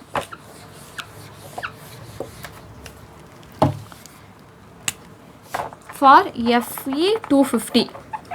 ஓகே, ஸோ FE 250 அப்படின்னா என்ன அர்த்தம், FY வந்து 250 Nm²ன்னு அர்த்தம். ஓகேவா? ஸோ இப்போ இந்த FYயோட வேல்யூ பார்த்திங்க அப்படின்னா 250 Nm². Young's modulus of steel வந்து பார்த்திங்கன்னா 2 × 10⁵ Nm². ஓகேவா? ஸோ இதெல்லாம் போட்டு கேன்சல் பண்ணோன்னா எக்ஸ் பேலன்ஸ் பை டி வந்து எவ்வளோ வரும்னு பார்த்திங்கன்னா நம்மளுக்கு 0.531 டி, சாரி 0.531 வரும். ஓகே, ஸோ இதுவும் நம்பர், இதுவும் நம்பர். ஸோ இதுவும் நம்பர். FYயும் ES மட்டும் நமக்கு தெரியல, சரியா? ஸோ FY ES போட்டுட்டோம். FYங்கிறது நமக்கு 250, ES அப்படிங்கிறது இது போட்டோம் அப்படின்னு நம்ம சால்வ் பண்ணோம்னா இது வந்துடும், சரியா? அதே மாதிரி ஃபார் FE 415க்கு போட்டிங்கன்னா எக்ஸ் பேலன்ஸ் பை டி. அதே மாதிரி ஃபார் FE 500க்கு போட்டிங்கன்னா எக்ஸ் பேலன்ஸ் பை டி. இதுக்கு வந்து ஸோ இது வந்து பார்த்திங்கன்னா 0.48 வந்துருச்சு, இங்கே வந்து 0.46 வரும், சரியா? ஸோ இப்படி தான் வந்து உங்களுக்கு இருக்க போகுது. ஸோ இது வந்து 0.48, இது வந்து 0.46. ஸோ இது நீங்கள் சால்வ் பண்ணிங்கன்னா அப்படின்னா உங்களுக்கு இதான் ஆன்சர் வரப்போகுது. சரியா? ஸோ இப்போ இதை வந்து என்னென்னா எக்ஸ் பேலன்ஸ் பை டி இவ்வளோன்னு கண்டுபிடிச்சாச்சு. ஸோ இப்போ வந்து எக்ஸ் பேலன்ஸ்ட், அதாவது கிரிட்டிக்கல் நியூட்ரல் ஆக்சிஸ் சொல்லிட்டு நம்ம முன்னாடி பார்த்தோம் இல்லையா WSMல, சேம் அதே தான். X balanced is equal to 0.531D. So இங்கே வந்து x balanced is equal to 0.48D. Okay, so இங்கே x balanced is equal to 0.46D. Okay, so அப்போ வந்து பார்த்திங்கன்னா நியூட்ரல் ஆக்சிஸ் கண்டுபிடிக்கிறதுக்கு எக்ஸ் பேலன்ஸ்னாலும் கிரிட்டிக்கல் நியூட்ரல் ஆக்சிஸ்னாலும் ஒன்று தான். சரியா? ஸோ அப்போ வந்து பார்த்திங்கன்னா 0.531D வந்து கொஷினில் கொடுத்துருவாங்க, கிவன் டேட்டாவில் இருக்கும் இல்லையா, ஸ்மால் டி. அதெல்லாம் மல்டிப்ளை பண்ணிங்க அப்படின்னா, அதாவது FE 250 அப்படி டேரெக்டாக மல்டிப்ளை பண்ணி அதோட நியூட்ரல் ஆக்சிஸ் ஃபைண்ட் பண்ணிடலாம். ஸோ அதுக்கு தான் வந்து இது நம்ம யூஸ் பண்ணிக்கிறோம். சரியா? ஸோ அதே மாதிரி இந்த எக்ஸ் பேலன்ஸ்டை வச்சு கூட நம்ம வந்து மொமெண்ட் ஆஃப் ரெசிஸ்டன்ஸ் வந்து ஃபைண்ட் பண்ணுவோம். ஸோ அது எப்படிங்கிறத பார்க்கலாம். ஸோ மொமெண்ட்னா என்னப்பா? மொமெண்ட் அப்படிங்கிறது ஃபோர்ஸ் இன்ட்டு பெர்பெண்டிகுலர் டிஸ்டன்ஸ். கரெக்டாக? நம்ம ஆல்ரெடி வந்து WSMல பார்த்துருக்கோம். Moment of resistance. ஓகேவா? ஸோ இது வந்து பார்த்திங்கன்னா டியூ டு கம்ப்ரசிவ் ஃபோர்ஸால் வருது. ஓகேவா? ஸோ ஃபஸ்ட் நம்ம எடுக்கிறது வந்து moment of resistance due to compressive force. So அந்த கம்ப்ரசிவ் ஃபோர்ஸ்னால் என்ன? C இஸ் ஈக்குவல் டு என்ன கண்டுபிடிச்சோம்? 0.36 FCK BXUன்னு கண்டுபிடிச்சோம். கரெக்டாக? ஸோ அங்கே எழுதிக்கிறேன், force into perpendicular distance. So force வந்து 0.36 FCK BXU into perpendicular distance. Perpendicular டிஸ்டன்ஸ்னால் என்னென்னா இந்த கம்ப்ரசிவ் ஃபோர்ஸுக்கும் டென்சைல் ஃபோர்ஸுக்கும் நடுவில் இருக்க டிஸ்டன்ஸ். ஓகேவா? ஸோ இதுதான் வந்து லீவர் ஆர்ம் அப்படின்னு சொல்லுவோம் அப்படின்னு ஆல்ரெடி பார்த்துருக்கேன். இப்போ வந்து இது டோட்டல் டி. ஓகேவா? ஸோ டியிலேருந்து நமக்கு வந்து என்ன, இதுதான் வந்து 0.42 XUன்னு பார்த்தோம், அதாவது கம்ப்ரசிவ் ஃபோர்ஸ் இது வரைக்கும். ஸோ இதுதானே கம்ப்ரசிவ் ஃபோர்ஸ் ஆக்ட் ஆகிறது. ஸோ இந்த கம்ப்ரசிவ் ஃபோர்ஸ் ஆக்ட் ஆகிறதுக்கும் டென்சைல் ஃபோர்ஸ் ஆக்ட் ஆகிறதுக்கும் நடுவில் இருக்க டிஸ்டன்ஸ் தான் கண்டுபிடிக்கணும். இந்த கம்ப்ரசிவ் ஃபோர்ஸ் வந்து மேலேருந்து எவ்வளோ தூரத்தில் இருக்குன்னா 0.42 XUவில் இருக்கும்னு நம்ம ஆல்ரெடி பார்த்துருக்கோம். ஸோ அப்போ இது வந்து பார்த்திங்க அப்படின்னா D minus 0.42 XU. Okay, so perpendicular distance D minus 0.42 XU அப்படின்னு எழுதலாம். ஓகே, ஸோ இது வந்து பார்த்திங்கன்னா moment due to compressive force. அடுத்து வந்து moment due to tensile force. Tensile force பார்த்திங்க அப்படின்னா நமக்கு என்ன, sigma ST AST. Sigma ST எப்படி எழுதலாம்? 0.87 FY அப்படின்னு சொல்லி எழுதலாம். Okay, into AST. ஸோ இதுக்கும் பார்த்திங்கன்னா perpendicular distance D minus 0.42 XU. So இப்போ வந்து கொஷினில் வந்து பார்த்திங்க அப்படின்னா நமக்கு நம்ம வந்து என்ன பண்ணோம், ஃபஸ்ட் எடுத்தோன்னே நம்ம எக்ஸ் பேலன்ஸ் கண்டுபிடிச்சோம். X balance means X critical கண்டுபிடிச்சிட்டோம். அடுத்து அதே மாதிரி என்ன பண்ணணும் அப்படின்னா நியூட்ரல் ஆக்சிஸ், அங்கே இருக்க நியூட்ரல் ஆக்சிஸ் டெப்த் வந்து கம்ப்ரசிவ் ஃபோர்ஸையும் டென்சைல் ஃபோர்ஸையும் ஈக்குவேட் பண்ணி கண்டுபிடிச்சிடுறீங்க. ஸோ அப்போ வந்து பார்த்திங்கன்னா லெஸ்தனாக இருக்கா அதிகமாக இருக்கா அப்படிங்கிறத வச்சு நம்ம வந்து மாறும். ஓகேவா? ஸோ இப்போ பாருங்கள், XU less than x balanced, இது under reinforced. XU greater than X balanced, over reinforced. XU is equal to X balanced. இது வந்து பார்த்திங்க அப்படின்னா பேலன்ஸ்டு செக்ஷன்னு சொல்லுவோம். ஓகேவா? ஸோ அப்போ வந்து பாருங்கள், எக்ஸ் பேலன்ஸ்டு வந்து நம்ம இந்த ஃபார்முலாலேருந்து கண்டுபிடிச்சிடணும். XU கண்டுபிடிக்க ஒரு ஃபார்முலா சொன்னோம் இல்லையா, நார்மலாக ஃபஸ்ட் ஸ்டார்டிங்கில் பார்த்தோம் இல்லையா, XU is equal to 0.36 FCK BXU divided by 0.87 FY. Sorry மேலே வந்து 0.87 FY, கீழே வந்து 0.36 FCK B அப்படின்னு சொல்லி பார்த்தோம். ஓகே, ஸோ இதுதான் வந்து நார்மல் XU கண்டுபிடிக்கிற ஃபார்முலா. ஸோ XU நார்மலாக இப்படி கண்டுபிடிச்சிட்டிங்க. எக்ஸ் பேலன்ஸ் வந்து இந்த ஃபார்முலா போட்டுருங்க, எந்த FE கொடுத்துருவாங்க உங்களுக்கு. ஸோ அதுலேருந்து இதை கண்டுபிடிச்சிட்டிங்க. So XU less than x பேலன்ஸாக இந்த 3 கண்டிஷனும் செக் பண்ணணும். இந்த 3 கண்டிஷனை செக் பண்ணிவிட்டு அண்டர் ரெயின்ஃபோர்ஸ்டு அப்படின்னா என்ன பண்ணணும், டென்சைல் மொமெண்ட் ஆஃப் ரெசிஸ்டன்ஸ் எடுத்துக்கணும். ஏன்னா வந்து அண்டர் ரெயின்ஃபோர்ஸில் ஸ்டீல் தான் ஃபஸ்ட்டு ஃபெயில் ஆகுது. ஸோ அப்போ இந்த ஃபார்முலா யூஸ் பண்ணிக்கணும், நீங்கள் இந்த ஃபார்முலா யூஸ் பண்ணணும். ஓகேவா? ஸோ என்னது வந்து moment due to tensile force. இதை வந்து XU கிரேட்டர் தென் எக்ஸ் பேலன்ஸ்னால் நமக்கு கான்ட்ராக்ட் ஃபஸ்ட்டு ஃபெயில் ஆகிடும். ஸோ அதனால் வந்து இந்த ஃபோர்ஸ், இந்த moment due to compression force இது வந்து எடுத்துக்கணும். இதே XU equal to x balance அப்படின்னா இது வந்து பேலன்ஸ் செக்ஷன். பேலன்ஸ் செக்ஷன் போது ரெண்டும் ஒரே டைமில் வந்து ஃபெயில் ஆகும். ஸோ இது வந்து ஃபார் கால்குலேஷன் வந்து ஈஸியாக இருக்க பர்பஸ்க்காக நம்ம இது எடுத்துக்கிறோம். ஸோ அதை கம்பேர் பண்ணும்போது இது கொஞ்சம் ஈஸியாக இருக்கும். ஸோ அதனால் வந்து இது எடுத்துக்கணும். சரியா? ஸோ இப்படி தான் வந்து நீங்கள் வந்து மொமெண்ட் ஆஃப் ரெசிஸ்டன்ஸ் வந்து ஃபைன் பண்ணணும். ஸோ இதில் பார்த்தீங்க அப்படின்னா லிமிட்டிங் மொமெண்ட் ஆஃப் ரெசிஸ்டன்ஸ் அப்படின்னு சொல்லிட்டு ஒன்று இருக்குது. ஸோ இந்த லிமிட்டிங் மொமெண்ட் ஆஃப் ரெசிஸ்டன்ஸ்னால் என்னென்னா, இந்த XUக்கு இந்த எக்ஸ் பேலன்ஸ்டே வரும். லிமிட்டிங் மொமெண்ட் ஆஃப் ரெசிஸ்டன்ஸ்னால் என்னென்னா, லிமிட்டிங் மொமெண்ட் ஆஃப் ரெசிஸ்டன்ஸ் அதை வந்து என்ன சொல்லுவோம்னா MU லிமிட்டுன்னு சொல்லுவோம். ஓகேவா, ultimate moment, limiting ultimate moment. சரியா? ஸோ இப்போ பாருங்கள், இது எப்படி ஃபைன் பண்ணலான்னா, இதில் வந்து இந்த கேஸில் இந்த XU is equal to x balance தான் நமக்கு லிமிட்டிங். ஓகே, நம்ம கிரிட்டிக்கல்னு சொல்கிறோம் இல்லையா, சேம் அதுதான். இங்கே வந்து லிமிட் ஸ்டேட் ஆஃப் மெத்தட்னால இது லிமிட்டிங் அப்படின்னு சொல்லி எடுத்துக்கலாம். ஸோ XUவும் எக்ஸ் பேலன்ஸ்டும் ஈக்குவலாக இருக்குது அப்படின்னு அர்த்தம். ஸோ இங்கே XUக்கு பதிலாக நம்ம என்ன எடுத்துக்கலாம், எக்ஸ் பேலன்ஸ்டுன்னு சப்ஸ்டியூட் பண்ணலாம். ஸோ அப்போ 0.36 FCK BXU, இது வந்து லிமிட்டிங்க்கு கேட்கும்போது ஓகேவா, BX பேலன்ஸ்ட், இங்கே D மைனஸ் 0.42 XUன்னு இருந்துச்சு இல்லையா, ஸோ அங்கேயும் எக்ஸ் பேலன்ஸ்ட். இதுலேருந்து நம்ம என்ன கண்டுபிடிக்கலாம்னா, நம்ம எக்ஸ் பேலன்ஸ் நம்ம வேல்யூ தெரியும் இல்லையா, 0.531D அப்படின்னு சொல்லிட்டு, ஸோ அதை வந்து நம்ம இங்கே போடுறோம். இந்த எக்ஸ் பேலன்ஸ்டுக்கு பதிலாக என்ன போடுறோம் அப்படின்னா 0.531D அப்படின்னு போட போகிறோம். இது வந்து FE 215 கொஷனில் கொடுத்துட்டாங்கன்னா 0.531D அப்படின்னு போட்டுக்கலாம். 53 or 531D. சரியா? FE 415 கொடுத்துருந்தாங்கன்னா 0.48Dன்னு போட்டுக்கலாம். இல்லை அப்படின்னா நமக்கு FE 500 கொடுத்தாங்கன்னா 0.46D போட்டுக்கலாம். ஓகே, ஸோ அந்த மாதிரி போட்டு சால்வ் பண்ணோம்னா, இந்த ஈக்குவேஷனை சால்வ் பண்ணோம் அப்படின்னா நமக்கு 0.148 FCK BD² வரும். ஓகே, ஸோ இது வந்து FE 250 போட்டோம் அப்படின்னா, சரியா? ஸோ அதாவது இது வந்து FE 250 போட்டோன்னா, இதில் போட வேணாம். ஸோ FE 250 மீன்ஸ் இந்த எக்ஸ் பேலன்ஸில் நம்ம வந்து 0.531Dன்னு எடுத்துக்கிட்டோம்னா,